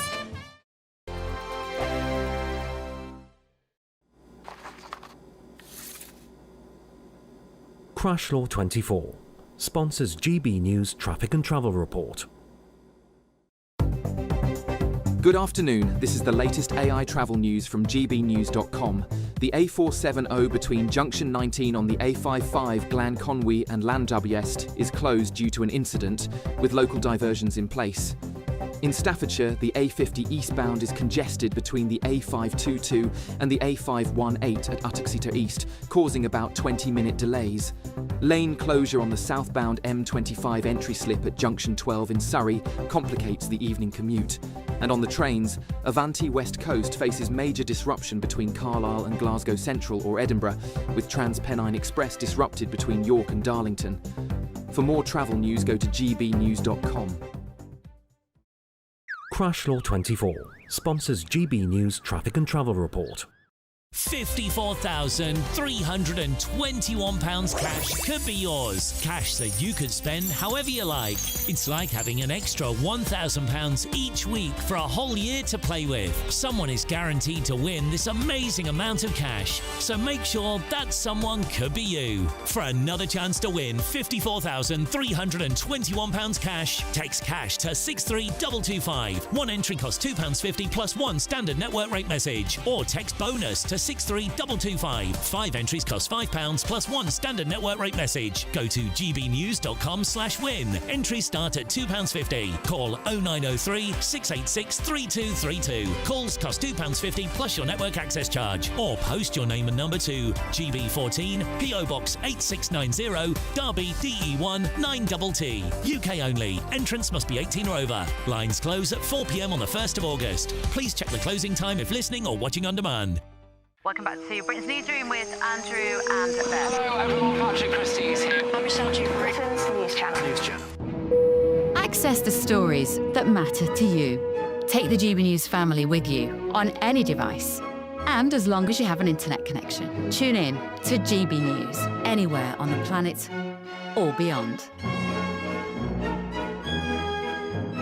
GB News, the People's Channel, Britain's News Channel.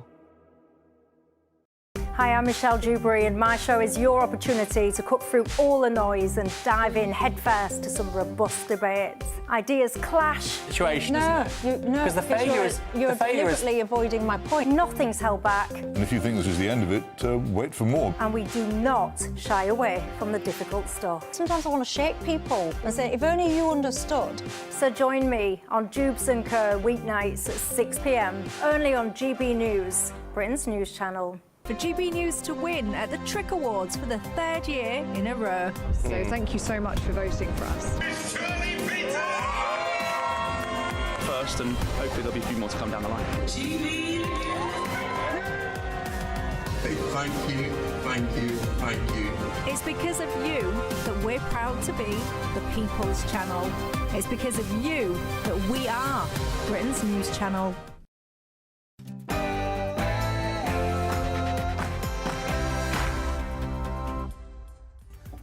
Very good afternoon to you on this sizzling, beautiful Monday afternoon. It's 5 p.m. and welcome to the Martin Daubney Show here on GB News. We're broadcasting for you live from the heart of Westminster and all across the UK. On today's show, Keir Starmer faces a welfare rebellion that could sink his government as it approaches its first birthday. And with heavyweights rivals like Angela Rayner and Andy Burnham on manoeuvres today, the government has launched a last-ditch U-turn at a cost of £2.5 billion to the British taxpayer. But will it work? And Bob Villan and Kneecap's performances at Glastonbury Festival on Saturday are now subject to a criminal investigation and have been recorded as a public order incident by the local police force. We'll have all the latest on this. And also coming up on the show today... Today, I address you in a new capacity. I address you as the leader in waiting of Advance UK. Former Reform UK chairman Ben Habib has today launched his new political party called Advance UK. And Mr Habib claims that it will save the country. But many others claim that the new outfit could split the vote and keep the Labour Party in power. Ben Habib will join me in the studio for his first sit-down interview, and that's all coming up in your next hour.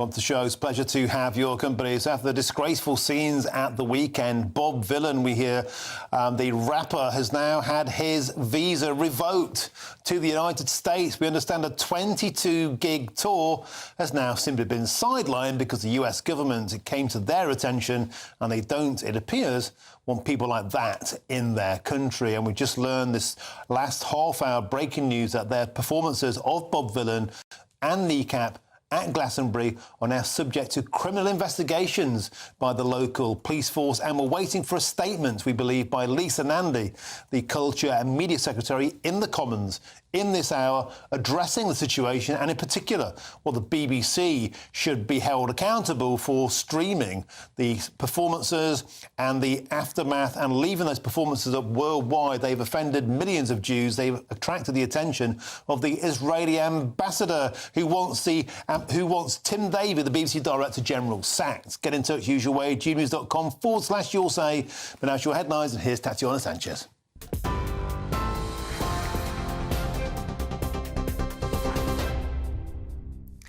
Martin, thank you. The top stories. The Culture Secretary wants an urgent explanation from BBC's Director General about how Bob Vylan's Glastonbury performance came to be broadcast. Number 10 says there is, quote, no excuse for this kind of appalling hate speech. There are reports that Bob Vylan have now been dropped by the United Talent Agency and their management. They've also had their US visas revoked ahead of a tour later in the year because of their, quote, hateful tirade at Glastonbury. The BBC said earlier that they should have pulled the live stream of the rap duo's performance, which contained, quote, utterly unacceptable and anti-Semitic sentiments. Regulator Ofcom is reportedly investigating the broadcaster after it streamed Bob Vylan shouting death to the IDF on stage. A spokesman for Ofcom said they were very concerned about the live stream and that the BBC, quote, clearly has questions to answer. Elsewhere, 150,000 people will be forced into poverty because of the changes to the welfare system. That's what Number 10 says, as they reiterate the welfare system is broken. That comes as the government reveals the changes it's made to welfare reforms today in the hope the concessions will be enough to shore up support from MPs in a crunch vote tomorrow. Work and Pensions Secretary Liz Kendall said the bill aims to deliver a fairer, more compassionate system, with the original reforms set to restrict the eligibility for personal independence payment and cut the health-related element of universal credit. The system we inherited from the party opposite is failing on all these fronts. It incentivises people to define themselves as incapable of work just to be able to afford to live. It then writes them off and denies them any help or support. The result is 2.8 million of our fellow citizens now out of work due to long-term sickness. Almost 1 million young people not in education, employment or training. That's a staggering 1 in 8 of all our young people. In other news today, GB News sources predict up to 900 small boat migrants could reach UK waters by the end of today. That says at least 300 have already arrived in Dover illegally so far on what's expected to be the hottest day of the year. Yesterday, almost 600 migrants made the illegal crossing, with the arrivals taking the total number of Channel migrants so far this year to more than 19,000. That figure is 44% higher than the 13,272 who crossed at the same point last year. Campaign group Palestine Action is seeking to bring a legal challenge at the High Court to block the government from banning it under anti-terror laws. At an urgent hearing held at the Royal Courts of Justice today, lawyers said they would seek interim relief at a hearing on Friday, which could block the government from prescribing the group. It comes as the Home Secretary is expected to publish a written statement to lay the order to make membership and support for the group illegal. Elsewhere, a 92-year-old man has been found guilty of raping and murdering a woman born 133 years ago in what's thought to be the UK's longest cold case to reach trial. Ryland Headley was convicted at Bristol Crown Court of killing 75-year-old mother of two, Louisa Dunn, at her home back in June in 1967. Latest DNA technology, as well as matching palm prints taken at the scene more than 57 years ago, led a jury to find Headley guilty on both charges. The UK-US trade deal comes into effect today as British car and aerospace manufacturers are set to benefit from major tariff reductions when exporting to America. Car export tariffs have been reduced from 27.5% to 10%, and the aerospace sector has seen the removal of 10% tariffs on goods such as engines and aircraft parts. The cuts are hoped to save manufacturers hundreds of millions of pounds each year. And finally, the Prince of Wales has visited the Lionesses squad ahead of the UEFA Women's Euros. That gets underway this week. Prince William met with England's head coach Sharina Wiegman with the Lionesses' first match against France to kick off on Saturday night. The Prince, well, he is the patron of the Football Association. Those are the latest headlines for now. More news in half an hour.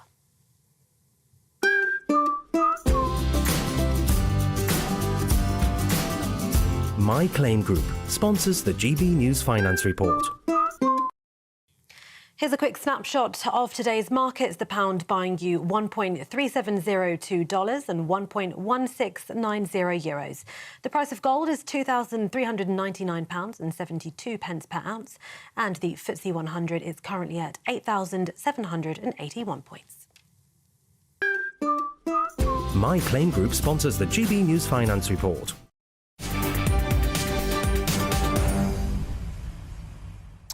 Thank you, Tatiana. Welcome back to the Martin Daubney Show. And just a reminder that Bob Vylan and Kneecap's performances at the Glastonbury Festival on Saturday are now subject to a criminal investigation and have been recorded as a public order incident.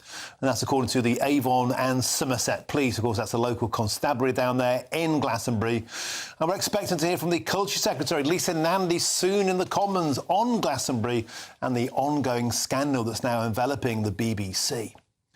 Back to earlier politics, because the Prime Minister is facing a fresh welfare rebellion after the government's own modelling revealed that 150,000 people will still be pushed into poverty, even under the Prime Minister's already watered-down welfare reforms, which, of course, are set to be voted on by MPs tomorrow. Now, all of this comes as the polling guru, Sir John Curtis, says that Sir Keir Starmer's had the worst start of any Prime Minister, with the public not knowing what the PM stands for. And with all of these U-turns, is it any wonder? Well, let's catch up now with our political editor, and that is, of course, Chris Hope. Chris, Liz Kendall, the Pension Secretary, is still speaking like an hour and a half later, and it seems that the vast majority of the grilling she's getting in the Commons is coming from her own backbenchers. I'm watching now, Martin, the live feed, and certainly the Tory benches are basically empty, and she's getting relentlessly harangued by Labour MPs behind her. Again, there's concern about this. We're already getting a reaction coming through from people like Debbie Abrahams. She's one of the 3 Labour MPs who negotiated the deal announced at midnight last Thursday. Now, she says, in a worrying moment here for the government, that the final details of this benefits reform to save £5 billion and to be brought down to £2.5 billion don't actually tally with what's been agreed. Now, that is really serious, because the government's word is important in this. If they are not now delivering what they agreed, that's a worry. There's also concerns being raised right now from Sarah Owen. She's the chair of the Women and Equalities Committee, and she's been saying equally concerned about what is going on here. She is saying, what's the logic of making changes to future claimants before finishing a review by Stephen Timms, the Pensions Minister, which will be co-produced with the disabled people. Lots of detail here, very, very important to those on benefits. Stepping back, it's all about the money. How much is being saved here? They announced £5 billion of benefit cuts earlier this year because of the sluggish growth in the economy. If they can't meet that now, and it looks like they'll be £2.5 billion short by the end of the decade, where will they find the money? And it could be tax cuts or more borrowing. So the big numbers, we are facing, and we're down the barrel of £100 billion every single year by 2030, in just 5 years' time, on sickness and incapacity and PIP benefits. We're the sick man of Europe. We have a ballooning benefits bill. The Labour Party said they were going to tackle it. They've watered it down by 50%. It's the half a U-turn, you could say, to be charitable. Now they'll only save £2.5 billion a year, a 2.5% saving. I put it to you, Chris Hope, this is a drop in the ocean. And even then, we're not sure what they'll save. We're going back on what was said by Liz Kendall in her statement. She said any savings will be verified by the OBR, the Office of Budget Responsibility, later this year. So all we know is they're spending $2.5 billion they weren't going to spend last week, and how they make the balance of the saving, $2.5 billion, we don't know yet. And don't forget, there's other uncosted commitments from this government. Now we know about the benefits. OK, we got that. But what about the two-child benefit cap? That looks under threat. And what about the issue of the winter fuel payment? That also all needs paying for this autumn. How will they do it? And the markets are watching this. Will it drive up government borrowing?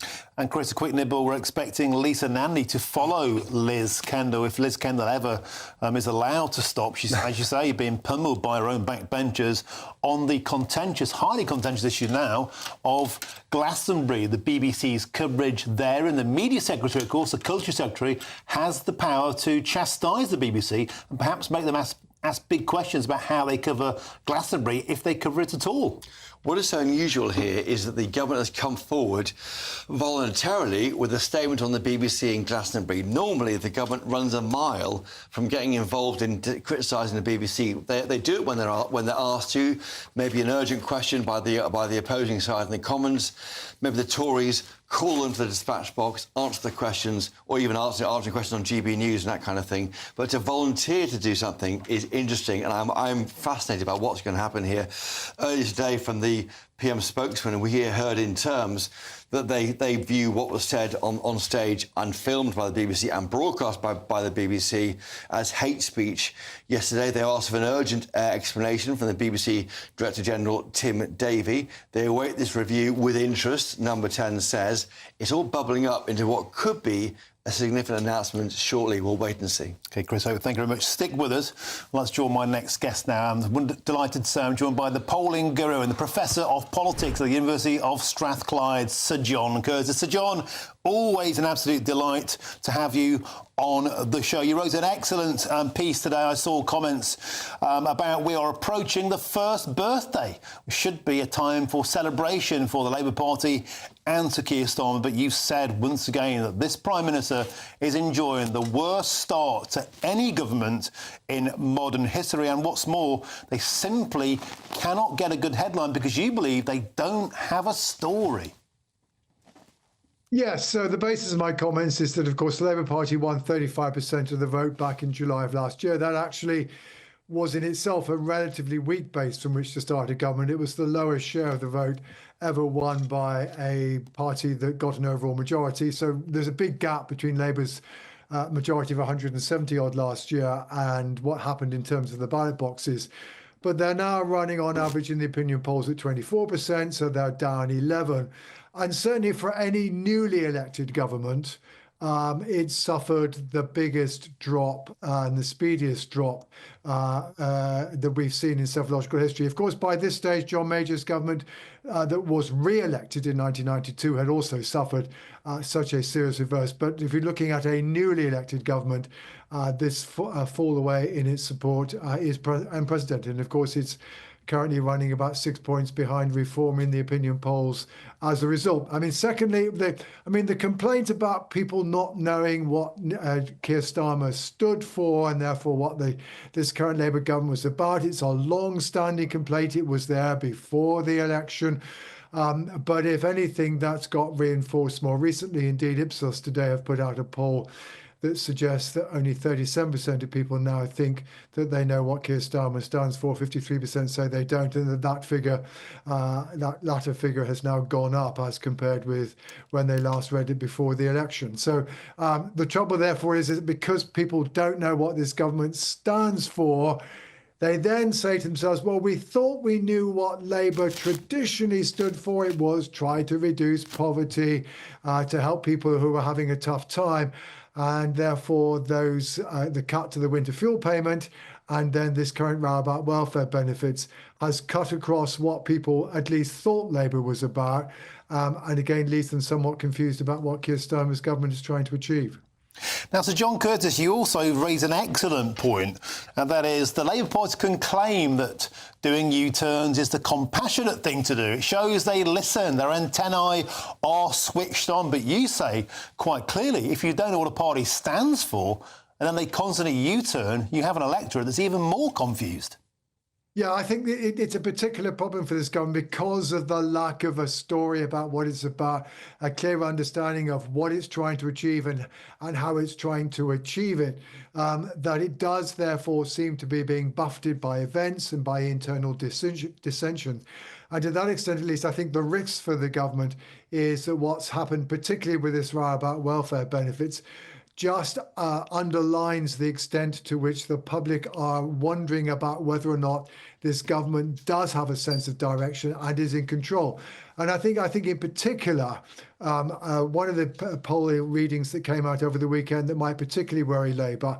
Now, you know, the truth is that the last Conservative government was turfed out by the public on the grounds that they felt that A, it was incompetent, and B, they had some doubts about some of the honesty surrounding Boris Johnson. Well, when people were being, so therefore, in some senses, it was a rather chaotic a 5-year period. Well, now when people are being asked whether or not they think this government's doing a better or worse job than the previous government, well, we've got 26% of people who think it's doing better, but we've got 29% who think it's doing worse. Now, given the record of the last government, those again are figures to worry about, where the public, in a sense, are asking themselves, is this government able to turn around what are undoubtedly very substantial challenges they inherited? The challenge of turning around the economy, getting economic growth, the challenge of turning around the health service. It's just that the public are not clear that this government is at the moment up to achieving those objectives. Yes, Sir John, I'm joined by Chris Hope, our political editor. He'd like to fire a question at you. Great to see you, Sir John, on GB News. A quick question. Do you think the mistake here by the government, if we look back over the past year in charge, is that they waited too long to stamp their authority on government by doing a budget? They waited for the OBR to give their review. That took 10 to 12 weeks, and that meant they weren't able to announce their policies and set the tone of the government, really, until the very end of October. And they kind of moved around. The first 100 days was almost wasted, I think.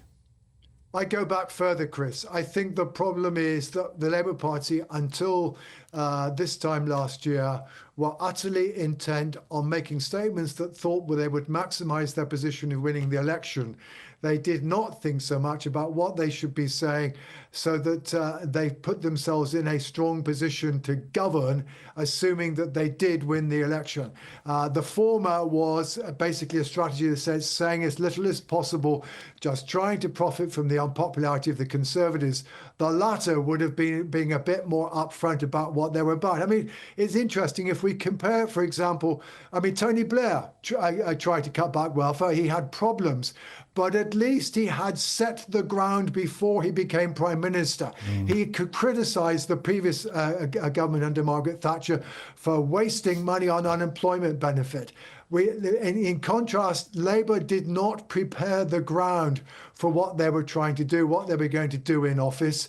Their message was, we're not going to increase taxes. Well, what did they do? They increased taxes, albeit on employers. So the ground wasn't prepared. So yes, arguably they were too slow once they were in office. They were arguably too gloomy when they got into office. Remember Keir Starmer's speech that said, I face you with hard choices. But he hadn't prepared the ground in advance. And I think the truth is Labour were so afraid. So John Curtis, awesome stuff. We have to intercept because we are now crossing live to the government. That's John Glasson in the BBC. I've been in touch with my right honourable friend, the Home Secretary, as to whether there has been any criminal offence committed. The House will know that decisions relating to specific cases are an operational matter for the police.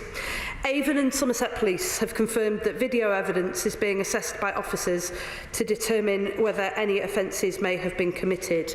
They have just announced in the last few minutes that this has now taken the form of a criminal investigation. So, as I hope members will appreciate, it therefore would not be appropriate for the government to comment on an ongoing investigation at this stage. But let me be clear that this government will not tolerate anti-Semitism. It has no place in our society. It is a poison and a cancer that must be rooted out, and we will be relentless in our work to do so. This government works closely with the police and with community partners to ensure the safety and security of Jewish communities, and we will continue to do so following the enormous impact that these events have had on them over the weekend. Let me turn now to the role of the BBC. On Saturday afternoon, just after the broadcast, I called the Director General to ask for an explanation and what immediate steps the BBC leadership intended to take. As the Prime Minister said yesterday, it is essential that the BBC explains how these scenes came to be broadcast. The BBC has rightly apologised and took the immediate decision not to put this content on iPlayer. I welcome that. However, key outstanding questions remain, including why this performance was broadcast live, given the concerns regarding other acts in the weeks preceding the festival, why the feed wasn't immediately cut when the chants of death to the IDF began, and what due diligence was done prior to the decision to broadcast this particular act to the nation. I expect answers to these questions without delay. I have made that view clear to the BBC leadership, and I will, of course, update the House as soon as I can. Over the weekend and this morning, I have also had conversations with members of the Jewish community, including those who were present at Glastonbury. They have raised a number of concerns about imagery and slogans that were on display at the festival this weekend. And I am told that this led them to establish their own safe space at the festival. As a government, we take this incredibly seriously.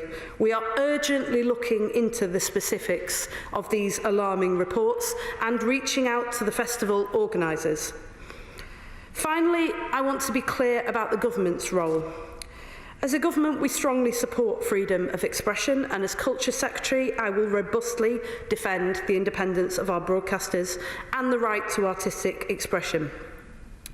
But we do not accept that incitement to violence, hate speech or anti-Semitism is art. There is a clear difference between speaking out for Palestine, which is the right of everybody in this House and everybody in our country, and anti-Semitism, which is not and which will never be. When the rights and safety of people and communities are at risk, and when our national broadcaster fails to uphold its own standards, we will intervene. In the coming days, I will be having further conversations with the BBC and festival organisers to ensure that lessons are learnt and action is taken. And I commend this statement to the House. Shadow Secretary of State, Stuart Andrew. Thank you very much. I would like to thank the Secretary of State for her statement and for advance sight of it, and for her tone. Madam Deputy Speaker, I have always been a strong advocate for the BBC. It is a cornerstone of British public life with a proud history of cultural contribution. The events of this weekend, however, have made this incredibly difficult. During the coverage of the festival, the artist, as we've heard, real name Pascal Robinson Foster, led the crowd in a chant of death to the IDF, a moment which extraordinarily was transmitted by the BBC. Let me be clear, a national broadcaster funded by the licence payers must adhere to the highest standards of impartiality, responsibility and commitment to social cohesion. And I hope we can all agree that in this instance it has failed profoundly. Free speech and political activism are the sign of a healthy democracy, essential to it. But when you cross the line to incitement to violence, then there must be a consequence. However, broadcasting is not a passive act. Every second of broadcast transmitted is an active choice. Airing Robinson Foster's hateful rhetoric wasn't just a lapse in editorial judgment. It was a disgraceful affront to the Jewish community and a violation of the BBC's own public charter, and to entertain without undermining the fundamental values of our society. As the Secretary of State said, let us be clear that hateful rhetoric should never be cloaked as artistic expression. But it also raises fundamental questions about the BBC's institutional culture. This is a broadcaster that has time and again given airtime to representatives and supporters of Hamas, while refusing to clearly identify the group as what it is, a terrorist organisation. It has repeatedly failed to call out anti-Semitic rhetoric when it emerges under the guise of political commentary, and has faced serious allegations of minimising attacks on Jewish communities. The BBC's decision to also broadcast material from NECAP, a group whose members have openly called for members of Parliament to be killed, is as indefensible as it is shocking. We have already seen the devastating consequences of political violence in this country, with the loss and the tragic murder of Joe Cox and Sir David Amess. For the BBC to amplify voices advocating similar violence is grossly irresponsible. Even more troubling is that a leading member of the group is currently facing a terrorism charge. That fact alone should have prompted an immediate editorial intervention. Instead, the BBC gave this group a platform on a publicly funded service. I welcome the fact that the Secretary of State has spoken to the Director General, and I'm grateful to her for coming to the House to report on that exchange. However, I would like to press her further to ensure the gravity of this matter is fully recognised. Is she satisfied with the BBC's explanation that they originally decided that streaming the performance was in line with their editorial guidelines, and have now decided they will look at their guidance around live events so they can be sure teams are clear on when it is acceptable to keep output on air? Does she think the BBC's editorial guidelines were not clear enough, or does she think that the BBC misinterpreted them in the first place? And does she think that this sort of weak response will be of cold comfort to the Jewish community? I welcome the fact that she has spoken to the Home Secretary, and I wonder if she could also assess whether the BBC's actions constituted a breach of Section 22 of the Public Order Act. And does she believe the BBC's current editorial oversight mechanisms are adequate, specifically across the commercial broadcasting arms like BBC Studios? And does she think it is still right that the BBC gets to mark its own homework in the first instance before Ofcom get involved, and that an independent inquiry is what is needed? And that was the Culture Secretary Lisa Nandy previously giving what I thought was a shameful statement on the situation at Glastonbury. She, of course, reiterated that there is now a criminal investigation, 2 investigations, both into Bob Villan and NECAP. But I thought a heartbreaking line, really. She heard from Jewish people at the Glastonbury Festival. They were so concerned about imagery and placards and what they were hearing, they had to create their own safe space within the festival. Jewish people effectively hiding, afraid, inside a festival. This is utterly unacceptable. She said that this government will not tolerate anti-Semitism. It's a poison, a cancer that must be stamped out, and have a stiff conversation with the BBC. Nevertheless, a deeply concerning conversation and a situation. Many people feel anti-Semitism is now getting out of control, and that came to fruit there, came to be seen in broad public daylight in the Glastonbury Festival. Now back to matters politics, because the former Brexit Party MEP and the ex-deputy leader of Reform UK, Ben Habib, has today launched a new political party. And why don't we take a listen to his announcement video posted earlier on today on social media. Today, I address you in a new capacity. I address you as the leader-in-waiting of Advance UK, a new political force on the British political landscape, a new political party. So why a new political party now? Well, the simple truth of the matter is that the United Kingdom is in deep, deep trouble. We face multiple existential threats, constitutionally, culturally, economically. Well, I'm now joined in the studio by the leader of Advance UK, Ben Habib. Ben, welcome to the studio. So you said on this show quite a few weeks ago you were going to start a political party. Today that's happened. Advance UK has launched. What's the point?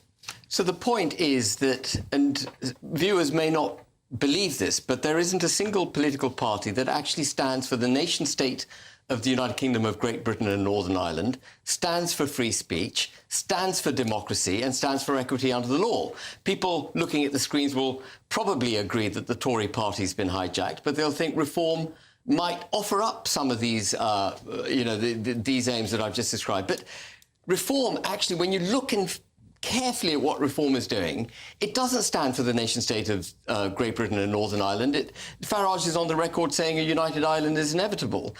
He doesn't stand for free speech. He's forever policing his own membership to see what they said on Twitter 3 or 4 years ago and then ignominiously chucked them out of the party. As far as democracy is concerned, he doesn't have a democratic party. So he can't stand for the democracy that is the United Kingdom and not have a democracy within his own party. Indeed, if he can't define the democratic unit, which is Great Britain and Northern Ireland, I think he's challenged in understanding what democracy means. Insane, isn't it? I mean, I know you would think that insane, the but guy wears Union Jack socks. I mean, you're saying he doesn't care about the union, Nigel Farage? Nigel Farage is on the record saying a united Ireland is inevitable, and he's happy to share a platform with Mary Lou MacDonald, who is an apologist, in my view, for the IRA, for terrorism. Ben, we're getting sidetracked into Northern Irish politics. I know very close to your heart, but let's be resolutely clear.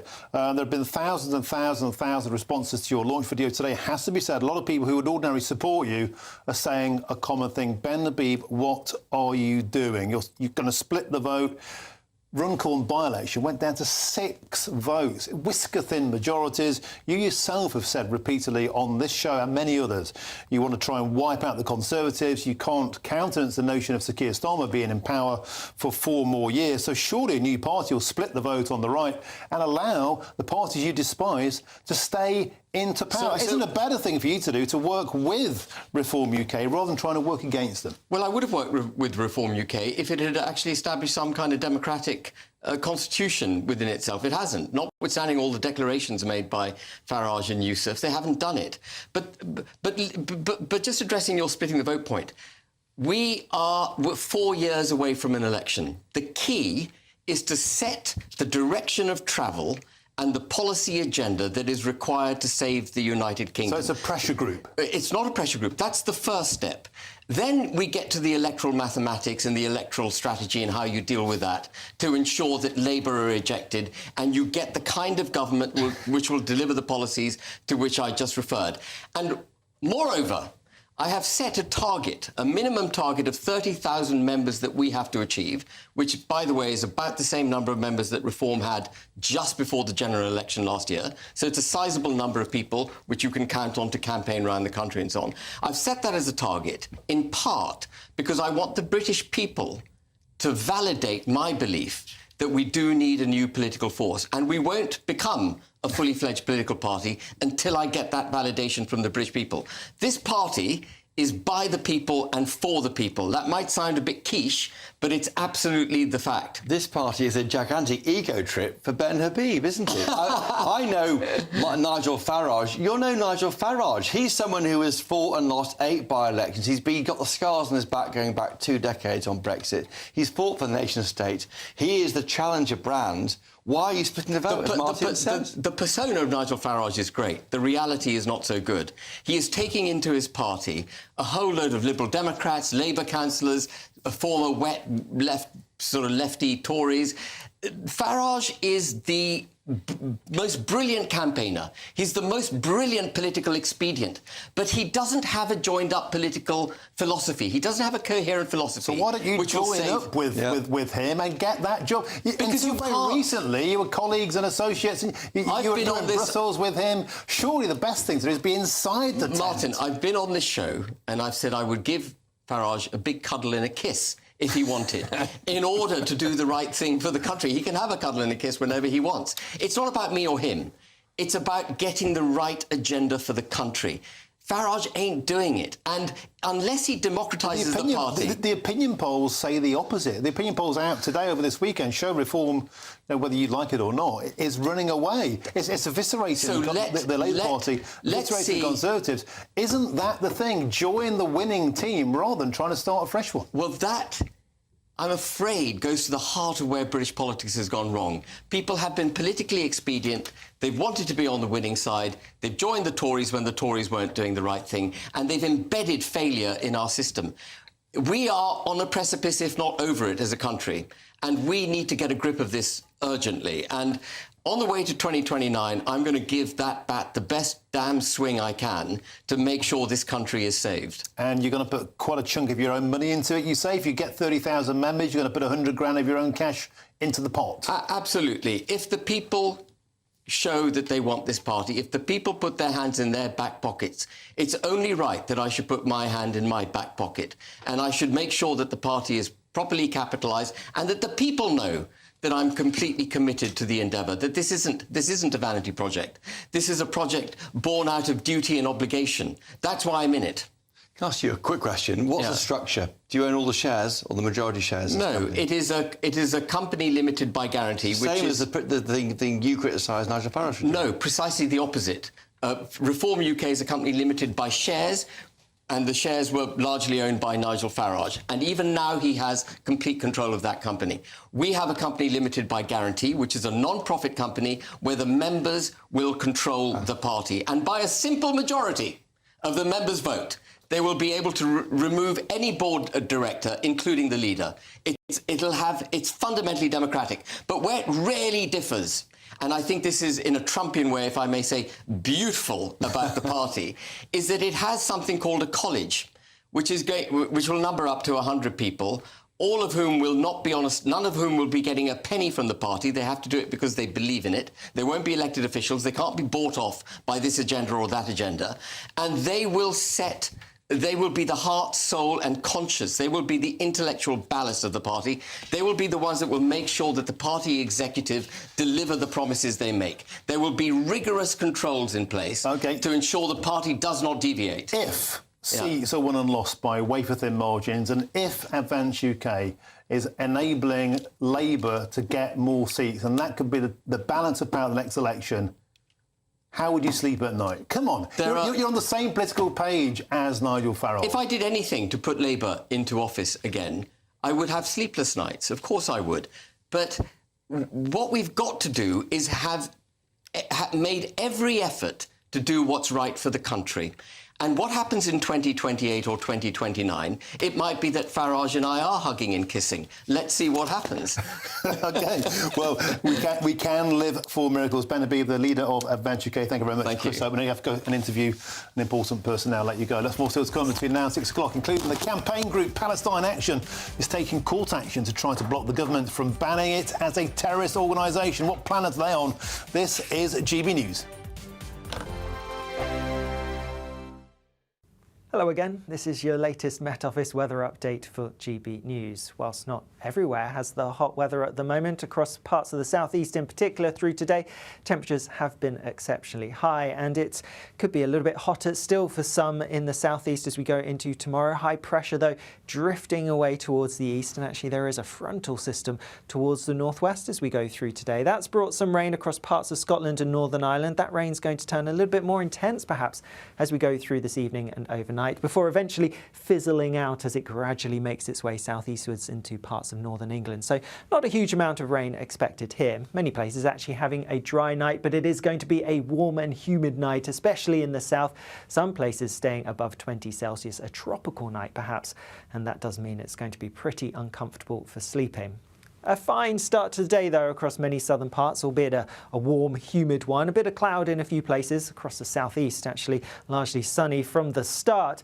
A bit more cloud as we head further north into parts of northern England and southern Scotland because of that lingering front here. But actually western Scotland, many parts of Northern Ireland, starting the day on a pretty bright and sunny note. As we go through the day, where we have this frontal system, there will always be that little bit more cloud across some parts of Scotland, northern England and perhaps North Wales, and we'll see a bit more rain developing as well as we go through the afternoon. That could be a little bit heavy for some. Towards the far northwest and more so towards the southeast, lots of sunshine yet again, and with that sunshine we're going to see temperatures perhaps even higher than today. We're looking at 34, 35, 36 isn't out of the question.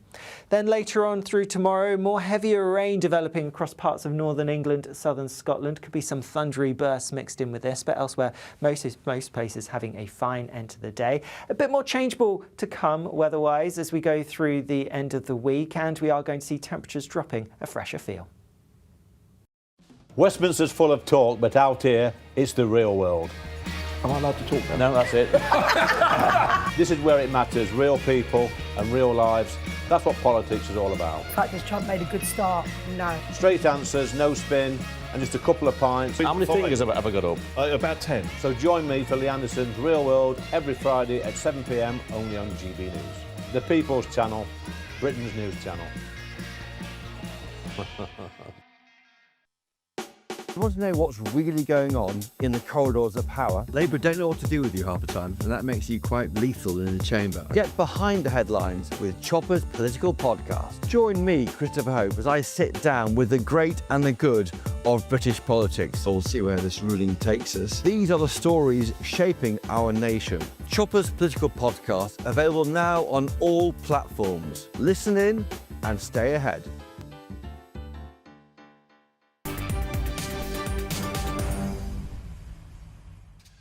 Welcome back. Time is 5:41. You're with me, Martin Daubney, on this sizzling Monday afternoon here on GB News. Now, the campaign group Palestine Action is taking court action to try to block the government from banning it as a terrorist organisation, a spokesman for their lawyers has said. And a hearing will now be held on Friday to decide whether the government can temporarily be blocked from banning the group, pending a hearing to decide whether Palestine Action can bring the legal challenge forward.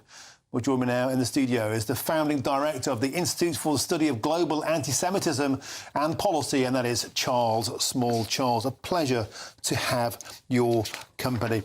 May I first ask you about the Culture Secretary, Lisa Nandy, a short while ago gave a statement in the Commons. I know you overheard it. You came and you seemed quite distressed about the content of that, particularly the notion that British Jews at a music festival were forced to create their own safe space because they felt scared by placards, by actions and by the chants at Glastonbury. Right. Look, I think the situation is appalling. I think the normalisation of anti-Semitism in British society should be seen as an early warning system to the health of this democracy, this great democracy of the United Kingdom. Elie Wiesel, Nobel Prize winner and witness to the Holocaust, he's a Holocaust survivor, always taught that anti-Semitism may begin with the Jewish people, but it never ends with the Jewish people. That anti-Semitism is a virus.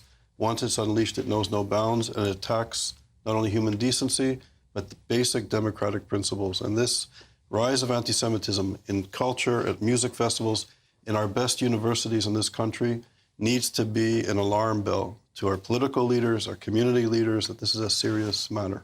And Charles Small, of course, being mindful of the fact there are live investigations against Palestine Action, but in the general principle, what's your take on the fact, should they be prescribed? And they're challenging that. They think that's out of order. Should they be prescribed? Well, it's good that this is a legal process that has started, which is, I think, is good, and it's good that people become more aware of the challenge of Palestinian action and its inspiration to other terror groups and anarchist groups and Islamists in this country, radical political Islam. I think we can look to the Canadian context. There was a group called Samadoun that was recently banned in Canada. And I think the Canadian system, there's similarities to the British system. I think we should look at the Canadian example of prescribing Samadoun as a terror organization. They're very similar. Palestinian Action and Samadoun have a lot of ideological similarities and tactics that are the same. So perhaps the Canadian context, the Canadian case could help shed light here. And to be clear, you believe in freedom of expression. You believe in freedom of choice, freedom of speech. Absolutely. But when actions are physically violent against property and the rhetoric ramps up, you think it's gone too far? Absolutely. And I think Palestine Action has, their members have committed crimes of vandalism and of terror. And individuals should, be exposed to the full extent of the law and prosecuted. And I think the fact that there's serious consideration on prescribing the organization is important. It also, I think we need to realize that Palestinian Action is more of an anarchistic kind of group. They're not a formal organization, and their members are inspiring anti-British, anti-legal issues and matters across the political spectrum, from the radical Muslim side, the radical Green, and the radical left. And I think this is really a threat to stability and law and order in this country. Okay, thank you very much for joining us in the studio today. Appreciate the time, I really do. And that is Charles Small.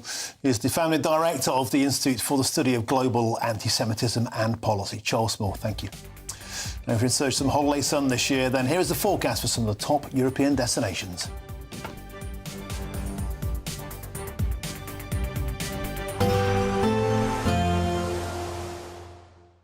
Dinner under the stars tonight? That reminds me of our travel insurance. You mean all clear skies? All Clear Travel Insurance sponsors GB News travel destinations forecast. Temperatures remain above average across much of Europe over the next few days. Plenty of sunshine to come as well, but sunshine's not everywhere. Cloudier skies for parts of Madeira down into the Canary Islands. 1 or 2 light showers are possible, but much of the Mediterranean will be sunny, though some thunderstorms possible across the Alps on Tuesday afternoon. 1 or 2 showers for eastern Greece into Turkey, but otherwise plenty of hot sunshine, and there's very little change over the next few days. Temperatures above average. All Clear Travel Insurance sponsors GB News travel destinations forecast. At GB News, we love to hear from you, our loyal community. So drop us a line at gbnews.com/yoursay. There you can talk to each other and also to the presenters live on air. gbnews.com/yoursay, because GB News is your channel, Britain's news channel. What is the state of our economy? What is the state of our National Health Service? What is the state of our schools? What on earth is going on? Understanding Britain means understanding the state we are in. This is State of the Nation with me, Matt Goodwin, Wednesdays, Thursdays and Fridays from 8 p.m. on GB News. Dubes & Co. Weekdays from 6 p.m. You have to tackle gross levels of inequality. Now, this is not about being... It's not about fairness or the politics of envy. It's about saying we need more money in average people's pockets so they can go out and spend. What's happening is a lot of people are spending all their money on rent and mortgages. So you want to take money off rich people and give it to poorer people? Yeah, but obviously, when I say rich, who do you imagine? No, well, I don't know, because I'm not proposing it. You tell me. So for me, I'm not talking about those who've done quite well, those who've grown their businesses. I'm talking about the billionaire class and the corporations.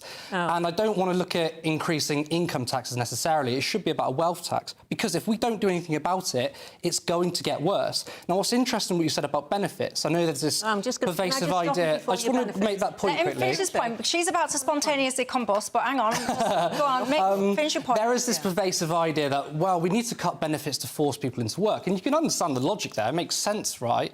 What's interesting is in Denmark, they have a higher labour rate of participation, which a fancy phrase of more working age people are in work than the UK. In 2022, it was like 80%, 2024, 75%. Look at the UK, only 53% of people in work, yet Denmark have a far higher or far generous welfare state. Well, we've had a lot of cheap labour that has come in, which that's taken the levels of earnings down at times, and that's left... I disagree with that. Well, just let me finish. And that's left a lot of people who already live here, basically lounging on the sofa and thinking, well, my benefits are great, why should I get out of bed? Why should I get out of bed for another 20 quid a week? And we've got to get rid of that mentality, because it's the same people... You're using anecdotes here. You're not looking at the facts. People I've told you the facts. who seem to be contributing to this economy year in and year out, and a lot of them are actually older. GB News, the People's Channel.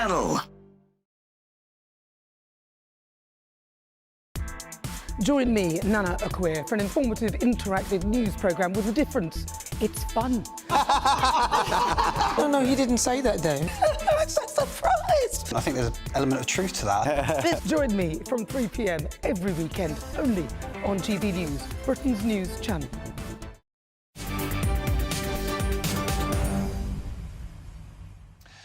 Welcome back. It's approaching 10 to 6 on this sizzling Monday afternoon. You with me, Martin Daubney, here on GB News. Now, Meghan Markle's posh £6.5 a jar raspberry jam might look homemade, but it turns out, after all, the fruity treat is apparently whipped up on a huge industrial estate thousands of miles away from Montecito. Now, fans thought it came from Meghan's kitchen, but it's actually a mass-produced jam made by the same firm behind her herbal tea line, because guess what? Not everything is the same as it seems, once again, about Meghan Markle. Well, joining me to discuss this is a broadcast journalist, Ellen Coughlin. Ellen, welcome to the show. Got to say, a lot of people are saying, why does it matter?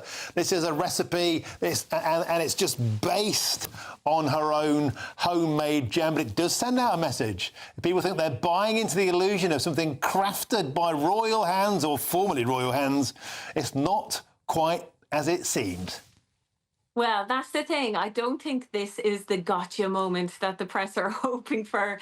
This is actually industry standard. To meet demand, she obviously has to outsource where it's manufactured. She can't set up a production line in her kitchen. But as I said, this is complete industry standard. If you look at Martha Stewart, she's had a whole career on building homemade products, food products, and also homeware products. They're all manufactured in Pennsylvania while she lives in New York. So I don't see her anytime soon setting up a production line in her New York kitchen to meet demand. And even if you look at the Windsor Strawberry Reserve that's being sold on the Windsor website, that's not made in Windsor. Believe it or not, it's made elsewhere in factories around the UK. So yeah, this isn't the gotcha moment that people are hoping for. It's actually just a smart business move, really. If she wants to be able to meet demand this time round and not sell out within a half an hour like she did the last time, this is the only way to do it. Well, you're being very charitable there, but what about the carbon footprint? Here's a couple that fly to the Google climate change conference, stand there barefoot, having flown on a private jet, and they're flying jam 2,000 miles across America. You're not telling me they could make that jam a little bit nearer to their Hollywood estate? Well, the carbon footprint is actually every single business out there. If you look at all the businesses, large companies, all the ones that we know today, they all use manufacturing plants that aren't in the location where the product was created. So it's just industry standard. It happens. If we're looking at Meghan Markle with this fine tooth comb, that means we have to open it up and look at absolutely every single massive business in the world and ask, why are you producing it so far away from home? Shouldn't this be produced in your kitchen? What about the carbon footprint? Do you know, it can't be one rule for Meghan and then other rule for other global businesses. Well, I think perhaps it can, because if you're sanctimonious about people's everyday carbon consumption, about we should all cut down on holidays, we should all be lean, green and clean, and then you're flying jam jars 2,000 miles, I think those with glass houses or glass jam jars shouldn't throw stones. Well, are you going to look into the carbon footprint of the Windsor Strawberry Reserve that is made elsewhere in the UK? We're flying that around the world. Lots of Americans buy that. More Americans buy that than people in the UK. So are we going to ask the Windsors what's going on there? Are they offsetting their carbon footprint? Do you work for Ellen? Do you work for Meghan Markle? No, I don't. But what I am is a journalist, and I'm fair, and I like unbiased reporting. So that's what I base my reporting on. And I think that actually all the reporting on Meghan Markle has been very biased. OK, good to leave it there. Thank you, Ellen. Up next is Tubes & Co. Here is the Queen, a primetime debate with Michelle Dewberry. Look at the speed that Martin Daubney finished his show with then. You can tell that he's itching. All that talk about jam, it's itched him. He's off now to go and make some kind of jam sandwiches a la Paddington Bear, I think. Anyway, look over to us. We've got Zia Youssef and Barry Gardner. We've got lots to get stuck into. Grab yourself a jam sandwich, and I'll see you in a sec.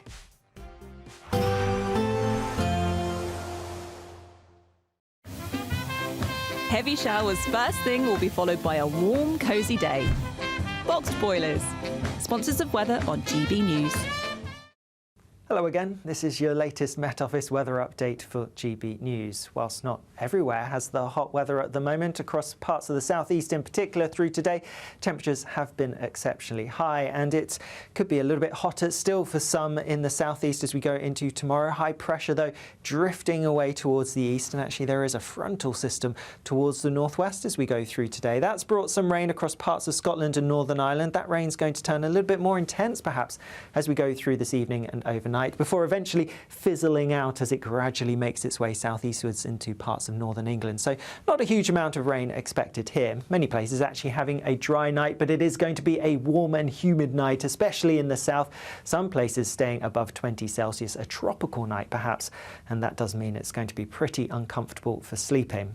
A fine start to the day, though, across many southern parts, albeit a warm, humid one. A bit of cloud in a few places across the southeast, actually largely sunny from the start. A bit more cloud as we head further north into parts of northern England and southern Scotland because of that lingering front here. But actually western Scotland, many parts of Northern Ireland, starting the day on a pretty bright and sunny note. As we go through the day, where we have this frontal system, there will always be that little bit more cloud across some parts of Scotland, northern England and perhaps North Wales, and we'll see a bit more rain developing as well as we go through the afternoon. That could be a little bit heavy for some. Towards the far northwest and more so towards the southeast, lots of sunshine yet again, and with that sunshine we're going to see temperatures perhaps even higher than today. We're looking at 34, 35, 36 isn't out of the question. Then later on through tomorrow, more heavier rain developing across parts of northern England, southern Scotland. Could be some thundery bursts mixed in with this, but elsewhere most places having a fine end to the day. A bit more changeable to come weather-wise as we go through the end of the week, and we are going to see temperatures dropping a fresher feel.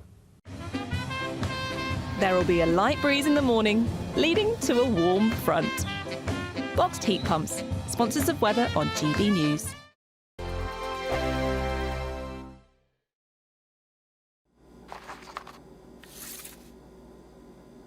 Crash Law 24 sponsors GB News Traffic and Travel Report. Good evening, this is the latest AI travel news from gbnews.com. The A470 from junction 19 at Glanconwy to Lanark West is closed due to an incident with local diversions. In North Somerset, the M5 southbound entry slip at junction 19 is closed after a breakdown. Drivers should follow diversions. At Bloomfield roundabout, the A701 northbound is closed for maintenance with signed diversions and expected delays. In Surrey, congestion affects the M25 anti-clockwise entry slip at junction 12. And on the trains, there